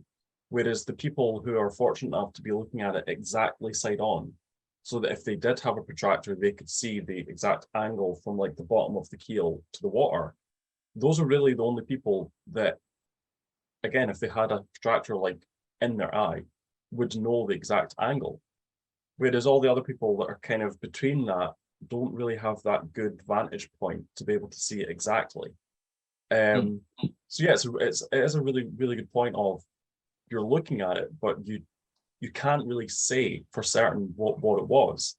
And then going to, you know, all the kind of the modern animations have the ship break at a lower angle, which probably more realistic, but then it flies in the face of the accounts where not only it didn't break, but that they say it reached, like, I think Lightoller says the absolute perpendicular. So, you know, he's saying that it just basically kept rising and then just slid beneath the waves. But then Honor and Glory did their now infamous real time where they were like, okay, we're going to go full steam ahead with Joffin's account. So they had the stern like rolling on its side and people went like ballistic. And it's like, well, you can't have your cake and eat it too. You know, we've got to, if we're going to like look at all these survivor accounts and testimonies and like put them into our animations, you can't then like have a hissy fit when we do exactly that, but we use an account that goes against what you believe. And actually, as much as I maybe don't think that the stern fully rolled on its side, we do know that it wouldn't have just fallen level like it did in the Cameron film. I really enjoy that animation now when I look at it and see it sinking on its side. I think because it is just so, it was so out of left field. I don't think anyone was expecting that for the final plunge. But then it also is just a good, again, this kind of middle ground of the most extreme version is that where the stern sinks on its side. And then the other extreme is the Cameron where it sinks like a pencil, you know, straight up. So when I've been drawing the breakup and, you know, that kind of, that scene, I'm definitely going to be somewhere in the middle, but leaning more towards Joffin's account, actually. Because I even just the visual, like, personally, I think it looks interesting. It kind of goes against the grain. It's going to rile people a little bit, which is always funny. But yeah, it's like, what accounts do you look at? What bits do you take? And what bits do you leave? And I think you need to be able to justify your reasons for why or why not. And even if it's just like in my case, aesthetically, I find it pleasing. I think that's good enough as an artist or as a writer or a director or whatever. I think the reason I went for this account is because I personally think it looks good. I think it's also probably was most likely. And this is why I think that. I think, yeah, you need to be able to justify your reasonings for it. See, I think with is it Jugan or Joffin's count, he gave two different accounts on board the one on board the Carpathia and one, I think, to a newspaper. One of the surviving stewards on the Titanic, who was on the Carpathia, he was going around interviewing people, and he interviewed Joffin, whatever his name is, and he said that he jumped off the ship before the big explosion. Now, if you take that into consideration, and then his second account, which he gave to a newspaper, he said that he jumped off the ship before she started going down. Now, I personally believe that since he was on the in the A deck pantry, next to the lounge, he would have, come out up those little stairs from A deck to the boat deck, which is where the third funnel is. He would have gone over to the railing and jumped overboard instead of going to the stern, because you have this huge mass of people running aft, and the ship's angle is increasing, by the second. And he said that when he jumped into the water, he immediately came across collapsible B. Yes. Collapsible B was literally about, I can't remember the exact feet, maybe around 30, 50 feet away from the ship, because that was in the vicinity where the second funnel was, because Jack Thayer almost, he saw the funnel come towards him. So that he was in that vicinity, and plus the ship was moving forward. So there is a possibility that when he did jump, he jumped right on time when boat B was in that vicinity. So for him to have, given this elaborate story at the British Inquiry, I take that account with a grain of salt, because I don't think what he said was true, in my opinion. And another reason potentially for his shaky memory,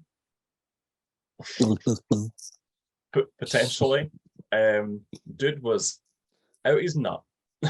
I can only respect it. Yeah, absolutely, yeah. In fact, so yeah, David, in terms of, because I'd like to get a sense of, because it was so divisive and it caused such uproar. Start with David. In terms of, so after the breakup, how do you think? Sorry, that's okay. That's fine. How do you think the stern behaved? So after the breakup, David, do you think the stern? How do you think it acted and the final descent of the stern? It's so hard to say. But like, obviously, if you look at film and artistic representations, it has to look nice. I was going to say, so as a director, so imagine you're getting to remake Titanic. Disney has hired you, and they're like, "We've got all this Fox property now, and we want you, David. We want you to be the new Titanic. You're going to remake Titanic." And you're thinking, that's a whole other question, because now we're looking at budget and feasibility and all that. If you want to make it look nice, I think Cameron was on the money. That's how you would make it look nice and how you'd make it look dramatic. But obviously, if we're looking at realism, I think it obviously didn't just. I don't think it's just like a straight fall. There's all these like weight differences and all that kind of weird inconsistencies in that regard. So, whether or not the retelling is accurate, I think there was a bit more movement to it, because that's just how I reckon it would behave in real life. Because there's a survivor who, in one of the boats, she said that the stern was I think she said it was wobbling, or it was moving from side to side after the breakup. So the stern movements were pretty much bouncy. And then you've got Adventure Out of Time, where it goes whee and does a little corkscrew, which iconic. We love it. Callum, what about you? In my head, I kind of say it's a dreadful miniseries, but the 2012 miniseries for me seems to find a really nice balance. You don't see much of it, which I think, again, artistically, that's pretty clever given the budget that they're on. Yeah, you want to kind of make it shaky cam. You want to put a haze over it because you don't want to spend that money. But in my head, that's how I'd imagine. Slightly shallower angle. It's kind of, when it settles again, it kind of does a little bit of a rock. And when you look at ships sinking in a similar way, the stern again, yeah, in my head, that's how I see it now. I also like with the 2012 one, the mast falls, the aft mast falls over, which I think is a very nice attention to detail, a nice touch there. Because they didn't have to do that, but they did. And it's like, I see you, I appreciate you, you're valid. I liked that. Yeah, I think it's probably my favorite depiction of the breakup. And there's also a lot of smoke and steam, and it's quite almost like foggy. And survivors did say that it kind of hung in the air, you know, that was present, you know, after the ship went down. And you see that when with like modern ships sinking. I forget the name of it, but there's that incredible video on YouTube. Luckily, I don't think anyone died on it. And you just see the last. Is it the Oceanos? Yes, and you see the deck chairs like sliding, and there's like steam and water being expelled out of it, and it's like filthy. It's like grey. It's just less pretty than it would be in a movie, and that's exactly what I had in mind. Obviously, it didn't split, or you know, it listed a lot more heavily than Titanic. But it's when you look at actual footage of ships sinking, it's not pretty. It's just physics. Because it's sinking pretty much on its side, but then for the final descent, it rears up. It rolls a little bit, yeah. Yeah, so it's kind of on its side and then vertical. So it's kind of all over the place. But that kind of maps onto like what Joffin says. You know, Joffin says, I think is it like the mass of humanity was like thrown to the port side of the poop deck, or the aft well deck. And so that maps on, so kind of it rolled. But then he says that he was sitting on the sign that said, you know, this ship has triple screws, keep clear of blades. But there were three of them. So obviously there was the two either side of the docking bridge on the rails, but then there was one like way on the end. So benefit of the doubt, devil's advocate, he could have been sitting on either the starboard one, or he could have been sitting on the very top one, which in the Cameron film he basically is. I'm so gutted that they cut his line, because in the script he's meant to turn to Rose and say hell of a night, and I'm just like, that would have been so, it kind of would have like changed the tone a little bit, and I think people would have been laughing when they really shouldn't be, because there's like people like boinging off railings and stuff. But it just would have been such a good line, hell of a night, like, because it was, you know, he's not wrong.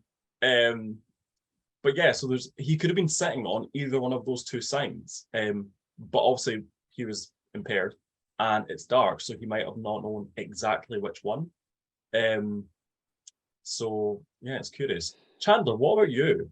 In terms of the Stern's behavior and reactions after the breakup?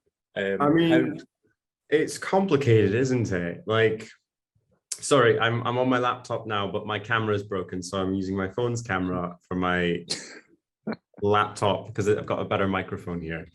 I did wonder, because I can hear you, but it says next to your name that you're muted, and I was like, how on earth? So yes, so it's fine. It'll be because you're using two different things. Two different ones. It's interesting, because I think again, I don't think anyone has anything to be gained from lying.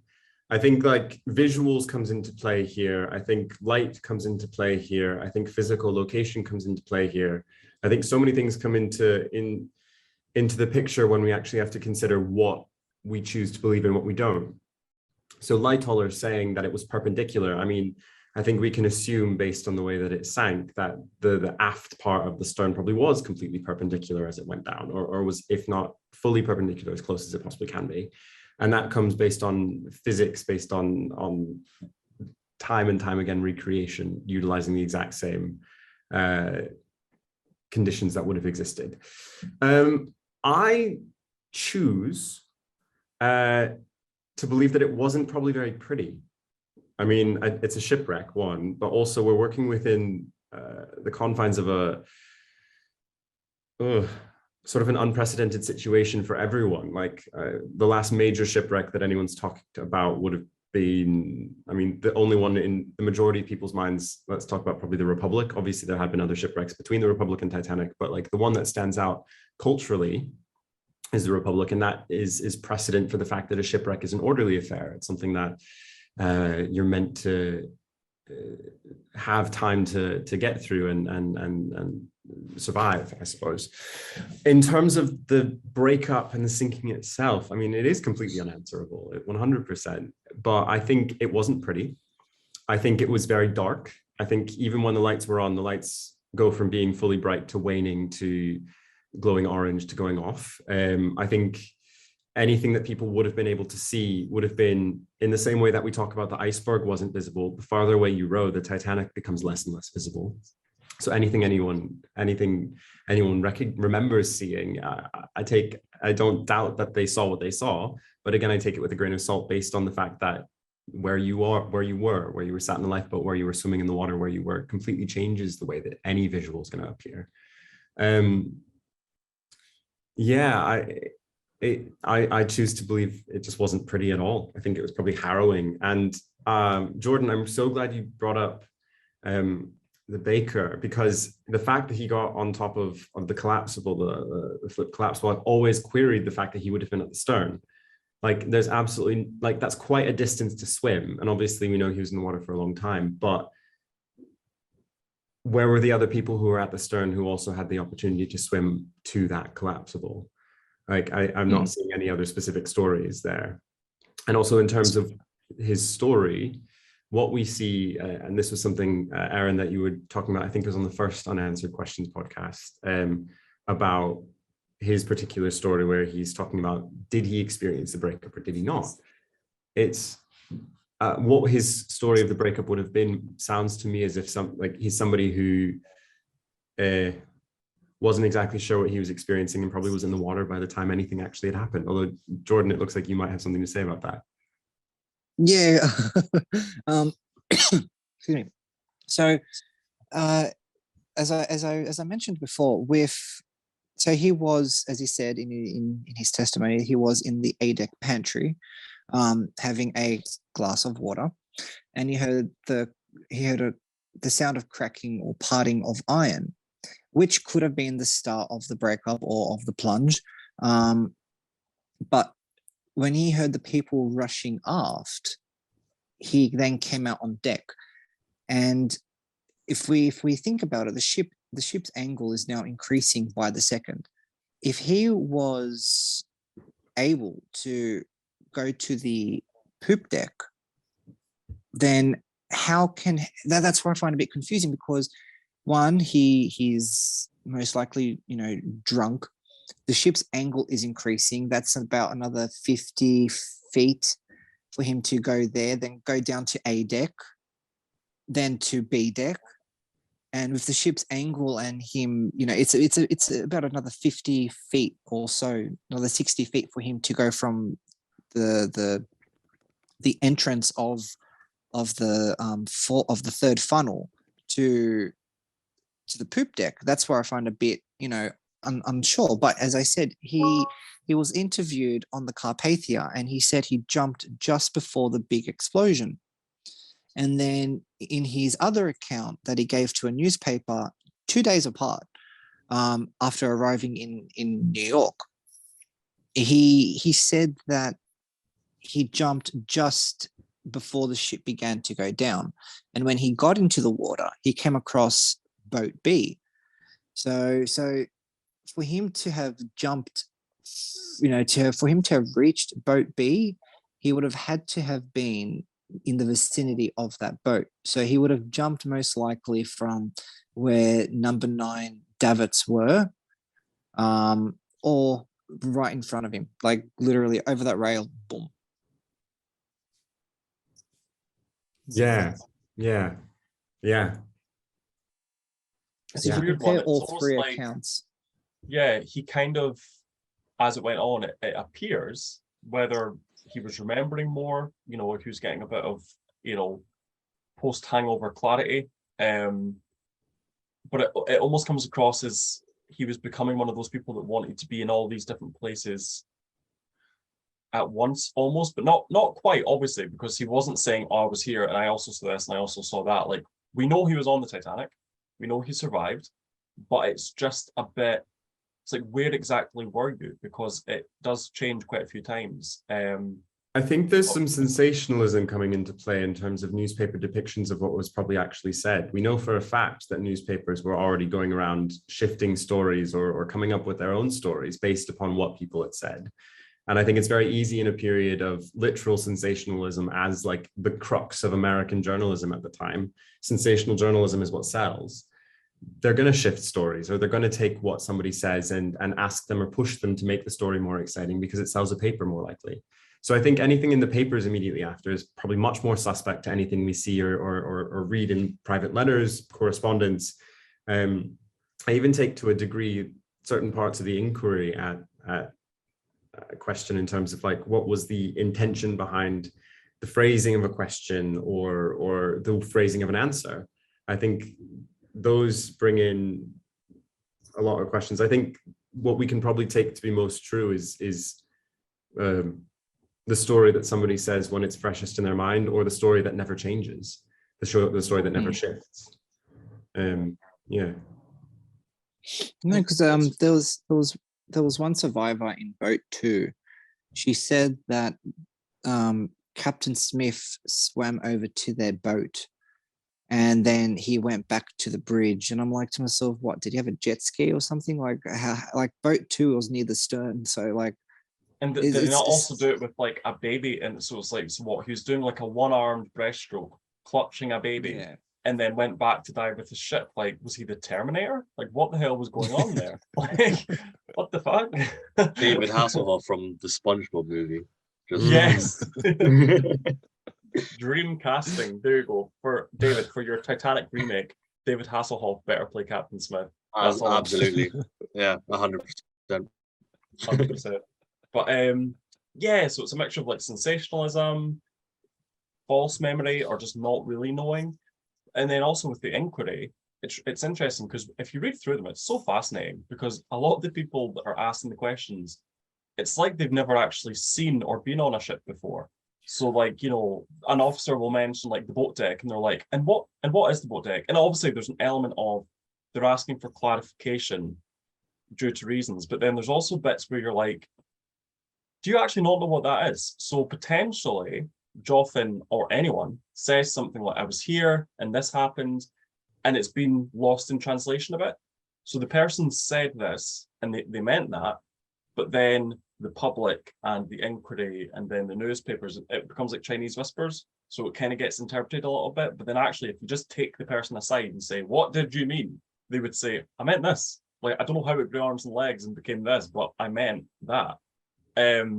So yeah, there's I query though. I think like you really don't like Senator Smith, and I think a lot of his questions, the questions going back, that you were like, he's an idiot, and I'm sat there being like, he's just doing the issue of precedent in American legal jargon. Like, you get every detail, whether you already know the answer or not, into anything. He's just doing his job by asking stupid questions, because it's not like he sat there like.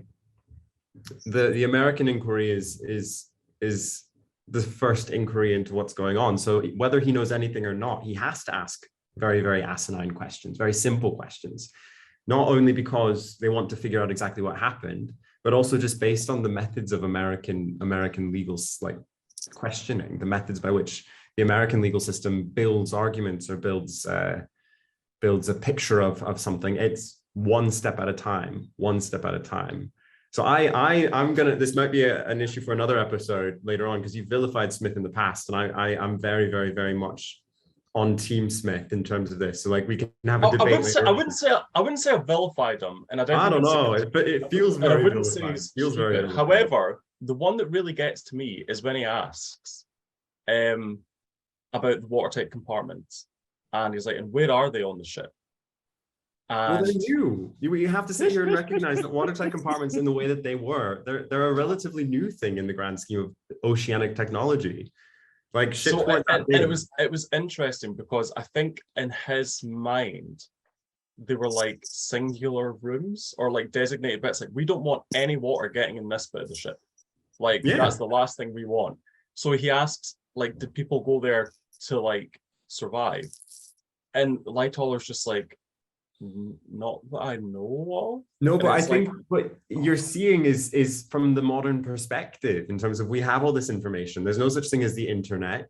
There's no such thing as the dissemination of information quickly. There's no way for us to like send images around the world overnight. Like watertight compartments in terms of how they were different even between the Lusitania and the Titanic. They're completely structurally different. Like, so I'm still going to sit there and be like, he's not dumb. It's just, this is all new technology. It's shifting in terms of how they're built, what their purpose is. Double bottom hull is different to double bottom keel, is different to like going up the sides. Like the discussion surrounding it is changing so rapidly, in the same way that like we look at safety features, and the safety features of ships changes almost overnight because of the Titanic. But like the necessity for these things to change comes out of this hearing 100% because it hadn't even been considered on that scale. Like he's not asking stupid questions. He's asking questions based on the fact that the technology is shifting so fast that he's not necessarily been able to keep up. Even in terms of, what was it? I remember you saying halfway down the ship, so on sea deck, but like halfway down a ship prior to 1899, say, would have been sea deck. They weren't that tall. Let's talk about the big four. They're not as they don't have as many decks as the Titanic. So in his mind, any ship that he maybe has crossed the ocean on isn't going to be that big. It's not going to have that many decks. So I think his method of approaching questions, even if they seem obvious to us today, we have to look at them through the lens of the world in which he's living. We have to look at them through the lens of how technology is changing, how shipbuilding practices have changed. American shipbuilding versus European, British shipbuilding at this period is so completely different. American shipbuilding is very far behind in the grand scheme of things. And yeah, I think I don't think we can sit here and say that his questions are dumb. I think that they're very much in line with what he should be asking. Yeah, no, back you're off, totally Arron. right. Back off. Back off. I know. No, you're totally right. Like, I don't disagree with anything you're saying, but I'm still allowed with my modern gaze to look at the questions and laugh. Well, yeah, we can laugh at them, but I think whilst agreeing calling with him dumb, I'm gonna query calling him dumb, or calling him saying he's stupid or doesn't know anything about ships. Like I'm gonna say that it's no, just because I'm pretty sure I did definitely say, because I also looked this up, that the people that became senators and would be part of a British Wreck Commission or any kind of inquiry into sea disaster had themselves been in positions of authority on ships. So I do defend in the British inquiry, 100%. Yeah, I'm not going to say that had to be the case. Not in the American one, I don't think. No, because he was just a senator from Michigan. So Lord Mersey was the one that did the British Wreck Commission, so I'm pretty sure he had experience on ships. Yeah. But yeah, I'm still allowed to laugh. Some of the we can questions. definitely laugh, but I don't think his questioning is in the crew. The crew as well kind of had a little bit of almost like my reactions to like Senator Smith. So I forget his name, but the person that came onto Titanic before she even got to Southampton, and said to all the crew, I want you to drag out every single lifebelt and make sure that they're all, they're not defective. I want you to unload every lifeboat and show me that everything's working properly. So he was but all the crew, like the minute he got on the ship, the crew go, oh fuck, here we go, this guy.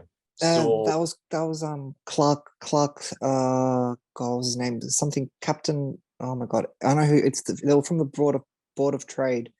Yeah. So he would come on and names. Again ask what the crew would perceive as like really asinine questions. But just doing his job. I think it's funny to imagine like Lightoller and stuff, who is always very like heroic and stoic, but then acting like a schoolboy the minute this guy appears and he's like, right, roll up your sleeves. It's time to check every single lifebelt and lifeboat, and the whole crew just like, oh fuck. but yeah, so it shows that like people took it very seriously. The fact that we look back and we're like, okay, there was no lifeboat drill. That's not great. They postponed it. Why? But as much as that nowadays looks bizarre with, again, a modern gaze, they were actually taking things very seriously at the time. And I think we need to acknowledge that as well, that a disorganized evacuation doesn't equate to like gross intentional negligence. It's just very unfortunate. And I think that's something that we need to. So even if procedure seems weird, even if questions seem stupid to my eyes nowadays, I think it's also worth remembering that fundamentally people just wanted people not to be dying on ships needlessly. I'm now going to find that name. I've opened up the Wikipedia page for the US inquiry, and it's like, even at the time, it was actually heavily criticized in Britain how America handled it. And there's like a satirical cartoon attacking Smith's chairmanship of the inquiry, and even a satirical song at the time, which I just find that very funny, because obviously Chandler obviously have a point, but even back then in Britain, everyone was like, wow, Smith is a bit of an idiot. I mean, I can see it. I totally see it. But I think I'm gonna come in it with the American perspective is different to the British in terms of what they're trying to accomplish. Because the British seems very much about passing blame, finding who's the culprit, who we need to vilify someone, which is where the Californian comes into play. Whereas in the American, we very much, I say we as if I was there, obviously I was not, but like, it's much more just, let's figure out exactly what happened. And some of that comes down to asinine questions, like really simplistic things. Trying to piece together one step at a time what could have possibly gone wrong. So yeah, I can see some of the questions as dumb, but I'm also just like, it's just like, what is it? Taft, the president's friend, like 2 of his major advisors died in this accident. Of course, he's going to immediately come together. And I think the fact that it happened so quickly means that none of them were prepared for it. We also have to take into account the fact that this inquiry begins almost immediately after the sinking, and they're not able to really get together a team of people who've done any outside research, any prior research. They're just winging it, so to speak. So yeah. I have one unanswered question that comes into my brain in relationship to, well, I guess, I mean, the biggest one, not to shift directions, but I'm going to throw it out. I want to talk about iceberg damage a bit. Because obviously we know icebergs in the sea, they flip fairly consistently as bits and bobs melt. Even the tiniest removal of a chunk of ice on one side can shift the balance and change the way that they are floating on the surface. And we know 10% above, roughly 90% below. I'm always interested in how much damage was there to the underside of the ship, to the keel, to the bottom. And it's interesting because I wish I could remember. This is something I was thinking about as I was driving, and I should have done more research into it. But there's one person who's talking about water coming up through a part of the ship where there shouldn't have been water coming up through. Jordan, maybe you know more about this than I do. Boiler room number 4. There was water seen coming up the steel plates of the floor at around 1:20 a.m. This is what I'm interested in, because obviously double bottoms along the bottom. Wow, simple statements made by Chandler. But in terms of iceberg damage, we think it was exclusively built like to the side. And my question is, how much damage actually was there to the bottom? We know that shelves exist on most icebergs. We know that there's bits that come out in many directions. Jordan is querying me. I can see his face going crazy right now. No. Also, just so Callum has said in the chat, it was Park Stevenson has the shelving theory, doesn't he? So shelving, just kind of expand on that, Callum. So it's exactly what Chandler's been talking about. Like, icebergs aren't necessarily kind of the smooth thing. They can have bits that stick out underneath. And he said, obviously, he's spoken to people who work at sea, and he uses some of the testimony to describe what the actual impact was like. And he says it's not too dissimilar from shelving, where you kind of almost like you're going over marbles. I think he used the analogy. So the idea that Titanic could have sustained damage to the side as well as underneath by like almost shelving is probably not enough to raise it out of the water, but going over could have caused some damage to the bottom as well.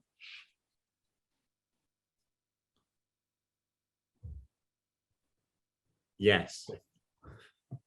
I don't know. I suppose that's my question in terms of we can sit and talk about damage on the side all we want. We've done, obviously there's been or what do you call it, where you scan with a machine. I'm blanking on the word. Sonar? Something along those lines of the side of the ship, but obviously we'll never know. I don't think it'll ever be possible to find out exactly what's going on underneath, and I'm not sure whether that affects or shifts the way in which the ship sinks, how it settles, the way water enters, but it probably has the capacity in my mind to do something, and I would love to know what that is, and I don't think we'll ever be able to know. No, I don't know. I'm like, when it comes to my knowledge about Titanic, it's very much on like people and events. So like my knowledge of the actual ship itself and how the materials and all the rooms is way beyond me. But when you made that point about water coming from the bottom where it wasn't meant to, around 120, I guess I just want to ask, is there another explanation for that, where there was no damage at the bottom, but that water could still have come up from there? Or is bottom ice damage the only explanation for it? I open that up to sort of everyone. It's a good question. Yeah, that's kind of why that's what I want to know. Yeah. There's most likely a chance that the Titanic, like the iceberg was, where's my wallet? Ugh. All right. Like that. So this is the iceberg. This is the bottom of the iceberg. Like the Titanic literally just, glided over this part here. If that makes sense. Mm-hmm. And I think Does that make that's sense? why, illustrations in newspapers at the time showed that the iceberg had just ripped this huge gouge, like just one continuous line, like halfway up the ship. When actually, it's fascinating because these people that, even if they didn't survive themselves, they spoke to people who did survive, and they were relaying in real time what was happening below decks. So they were saying, this part is breached because this is flooding. This area is breached because it's flooding. So they were able to kind of deduce, right, even after the fact. So like when the people that were like, right, straight after the collision, I had this person report to me that there was flooding here, here, here, here, and here. So they're able to kind of be like, right, well, it seems like the damage was kind of here, here, here, and here. So they're able to kind of like work retroactively. I was watching, we plug this guy every single week, but it's because his videos are so fucking good. Ocean Liner Designs, Michael Brady. His most recent video, I think, it would have been, I'm sure, was saying that the hatch, cargo hatch on the bow, the canvas covering, was like ballooning because of the air being pushed up because of the flooding directly below. Which just something like that is just, it's fascinating that, the physics at play there. But also that just, you wouldn't even need to go down to see if the ship's flooding or not. Just by seeing that canvas cover ballooning, you know it's flooding. Sorry, you go. No, I just found that. And then there was also areas like that below decks, like inside the ship, there were canvas coverings over certain areas that were also ballooning later in the sinking. So all these little indicators, and in fact, way forward on the bow, there was a hissing noise coming out of a hole in the bow, which indicated again that there's a change in pressure there. So very early on, you're able to you could walk the length of the ship, either on the top or at the very bottom, and within an hour you could safely say where the damage was. And that's kind of how they've got to the conclusion today, where they assume where the damage started and ended. Yeah, no, like who was it? Frederick Fleet and Reginald Lee, and even George Simons, who was they were all lookouts.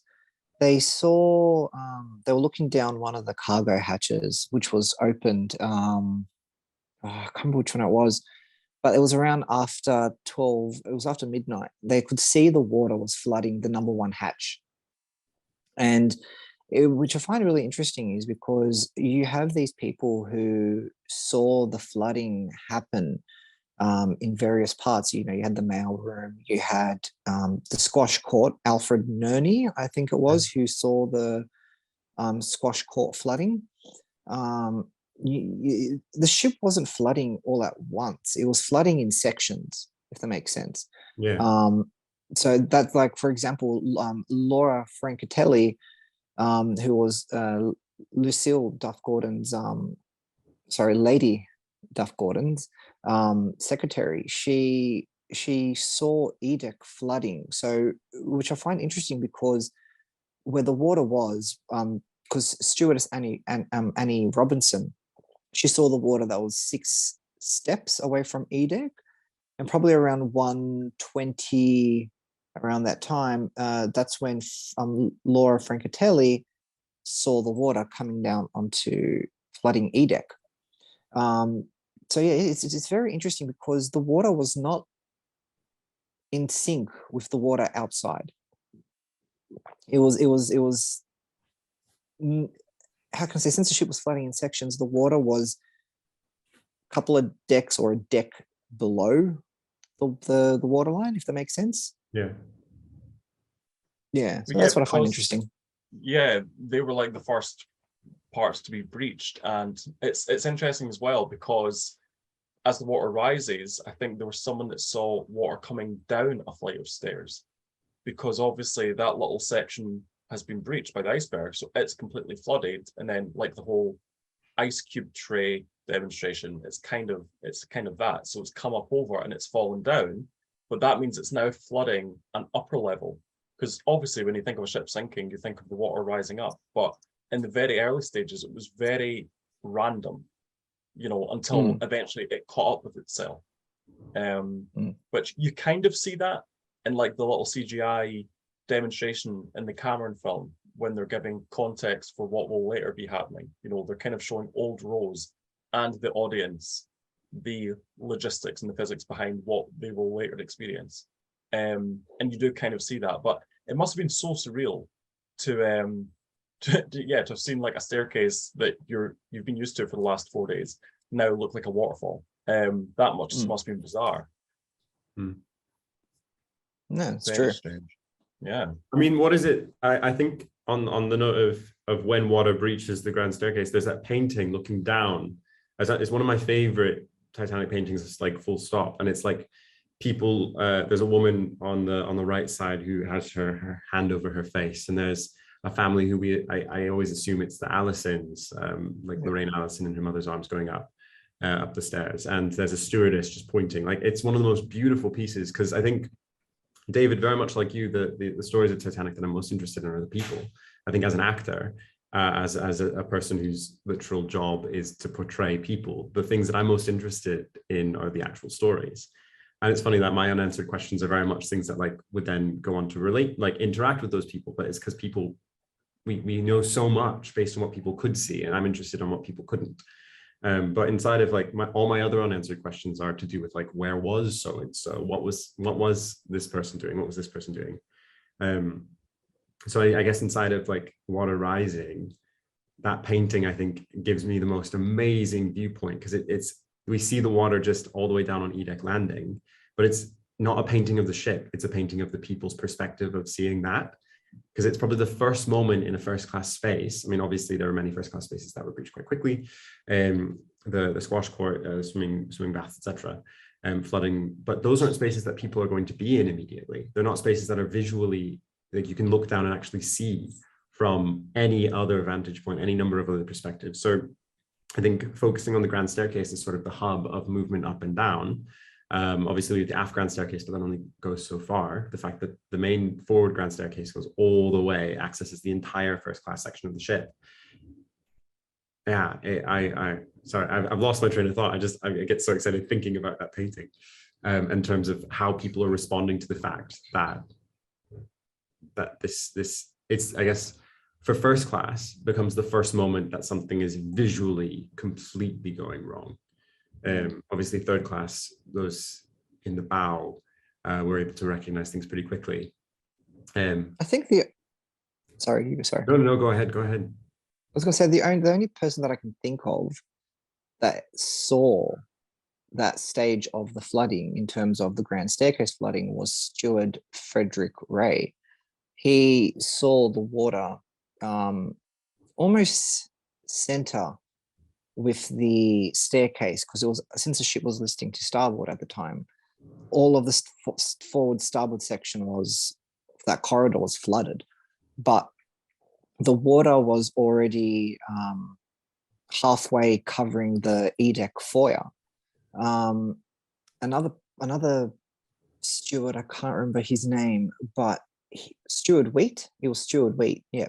He saw water trickling down, because he was down on F deck, checking the Turkish baths to make sure everyone was out. He saw water trickling down the stairs from E deck down to F deck. So those are the only two people who survived, who saw the water flooding the grand staircase, or that vicinity of it. So, because I'm going to wrap this up in a few minutes, because I actually need to go. But we've all kind of alluded to and mentioned, and I've mentioned in the beginning, that we're all kind of creatives. And I think it's interesting. I think it was highlighted most when Nathan and I kind of jokingly cast everyone in the film, and then we all sent in funny little clips to the group chat, reenacting different characters and scenes. It was brilliant to see. And then it branched off into, Callum was showing us his incredible Doctor Who impression, and then just there when Jordan was talking about a steward seeing flooding in a corridor, I think again that's another Paul J. Quinn painting of someone poking their head round from the bottom of the grand staircase, and they're looking in a corridor and it's flooding. It's very good painting. I'll get it for you. But I think as well, a big part of for us especially, I think, because we're all kind of creatively minded, is the images that it conjures up. So for me as an artist, I'm drawing things that I've not seen before because I want to see them. And I think others do as well. People will message me and be like, oh, could you draw what it looked like when the Palm Court was flooding? It's like, it would have been pretty dark, but it could be done. Yeah, that's the one. Love that painting. Very cool. Very, very cool. Yeah. How do I fix this? His work gets criticized a lot. There's actually like a message board from like 2003, and someone's reviewing the book, and he calls his paintings like juvenile. And it's like they do have a very distinctive and quite simplistic style, but I appreciate it for that. So me as an artist, Jordan is a writer, David is a filmmaker, Chandler's an actor, and Callum is kind of somewhere between spectator and also dabbling in kind of creativeness. Of course, it's got a bit for everyone. And I do think it's interesting that I've managed to very accidentally come across people that are very creatively, although to be fair, if you're willing to come on to and be part of a podcast, there's probably an element there already of being open-minded to kind of creative pursuits. And I'm going to allude to it, but I want to do a kind of standalone purely about Jordan's project. Because it has been mentioned a few times, so it's a bit of a tease, but I would like very much to, not just me and him, could be anyone, but for it to kind of be dedicated to talking to Jordan about the project that he's working on with Philip from Titanic Animations, because it's very interesting. There's so much that we can get into with the people involved and all that, and the different dynamics at play, but also just what made you want to do it, the logistics of doing this. Has it been difficult? Which I know it has. It's not an easy thing to retell history as accurately as you can. But yeah, I think this conversation has been really interesting. It began with the kind of the colorizing of photos, and it kind of ended with talking about how we're all kind of getting our fix. We're getting our creative fix by doing this in a way. So yeah, it's been fun. It's been good. I think we've covered a lot of ground, to say the least, in the last kind of 2 and a bit hours. Maybe I can get Philip to join the podcast for when that time comes to talk about it. Because when it I comes think to the technicals, Louis it had comes- reached when out it- to him, but yeah. it was a while ago, and I think it was on Discord. So definitely maybe remind him or just ask him, because actually having both of you present would be good. Actually, I think it would probably make more sense. Yeah, rather- when it comes to the technical stuff, like the animation and stuff, he's the person to speak with. Yeah. But when it comes to the script writing stuff and everything else, I'm that person on that project, for this project. But he's been busy. Like he's as most of you know, who watches Titanic animations, he does have a medical condition. You know, he's sort of visually impaired in one eye. He it's a bit. I feel how can I say it? I don't want to overload him too much. That's why I'm reaching out to other animators and other modelers who can chip in to help him out as well. But and remember, he's- I don't know if we were recording at the time, but you've got a pool of people that would be willing to do voice acting. So yeah. So yeah, don't That's a worry good about train. that. I'll get you my voice reel. Yeah, but yeah, if you could reach out to Philip, that would be really cool. Does anyone have anything that they want to say kind of before we go? Or just, I hope you've all had a good time. Anyone want to?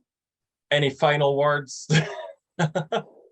It's been lovely. Like, these sessions are always really, really delightful to be a part of. And I think maybe like the listeners who do this, obviously we can't make every single one. So I think the beauty of these, even though this is technically a part 2, you can dip in and out of them, and you can catch up on them at your leisure. And I think that's the beauty of it. So whenever I do come on board, I don't feel as though, I'm the new boy in school and I've missed something going on before me, because every episode is a new episode. And that's the beauty of it. And there's a lot less pressure, I think, as a result of that. So thank you for having me on. Yeah, thank you for having me. I'm sorry that I couldn't come to the previous ones, time differences and whatnot. So hopefully the next one I can, come on board.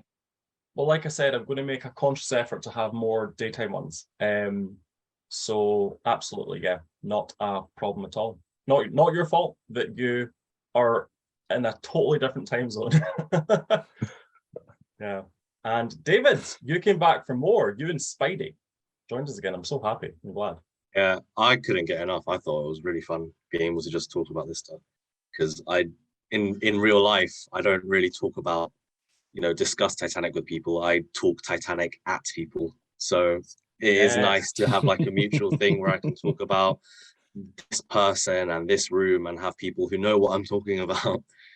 So yeah. I love being here, and I'm gonna try and do it more often. I'd been awake for less than an hour before I joined the Zoom call. So I was like, oh my God, yeah. I was literally like making scrambled eggs when you messaged me, see you soon. I was like, oh my God, yeah, I need to do this. That's hilarious. That is so funny. But yeah, it's good. And like I said, again, don't think we were recording, but I've said it before. It's like almost like for selfish reasons, like we're doing this for us because it's fun, but then other people who don't have people in their life that they can talk to about Titanic can kind of become part of this, by listening to it and feel like they're part, and they are part of something. It's a huge community. And so it's good to show people that you're not weird. You can like Titanic and be like obsessed with the central propeller, and it doesn't make you weird. It's, we are as well. It makes you normal. It makes you very normal, actually. So yeah. And Chandler, hope you've had fun too.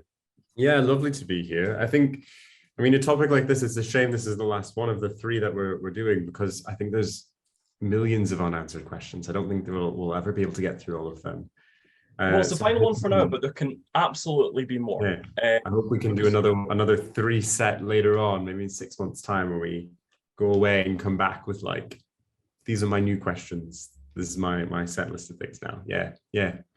I want to throw in one thing. We've talked about a lot of books today, and I think it would be really great if on the YouTube we put all the books that have been referenced in this episode down there for people to be able to like find them on Amazon if they wanna go look Get for them. those affiliate links in.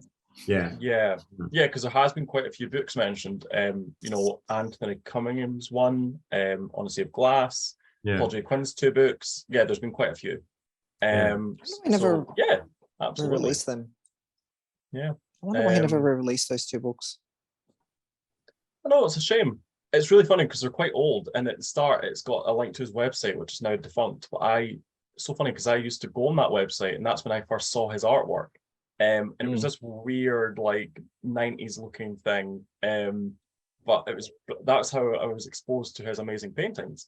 And so it was great because they're nowhere online, which is good because it's like, you know, he made them. So if you want to see them, you know, buy them.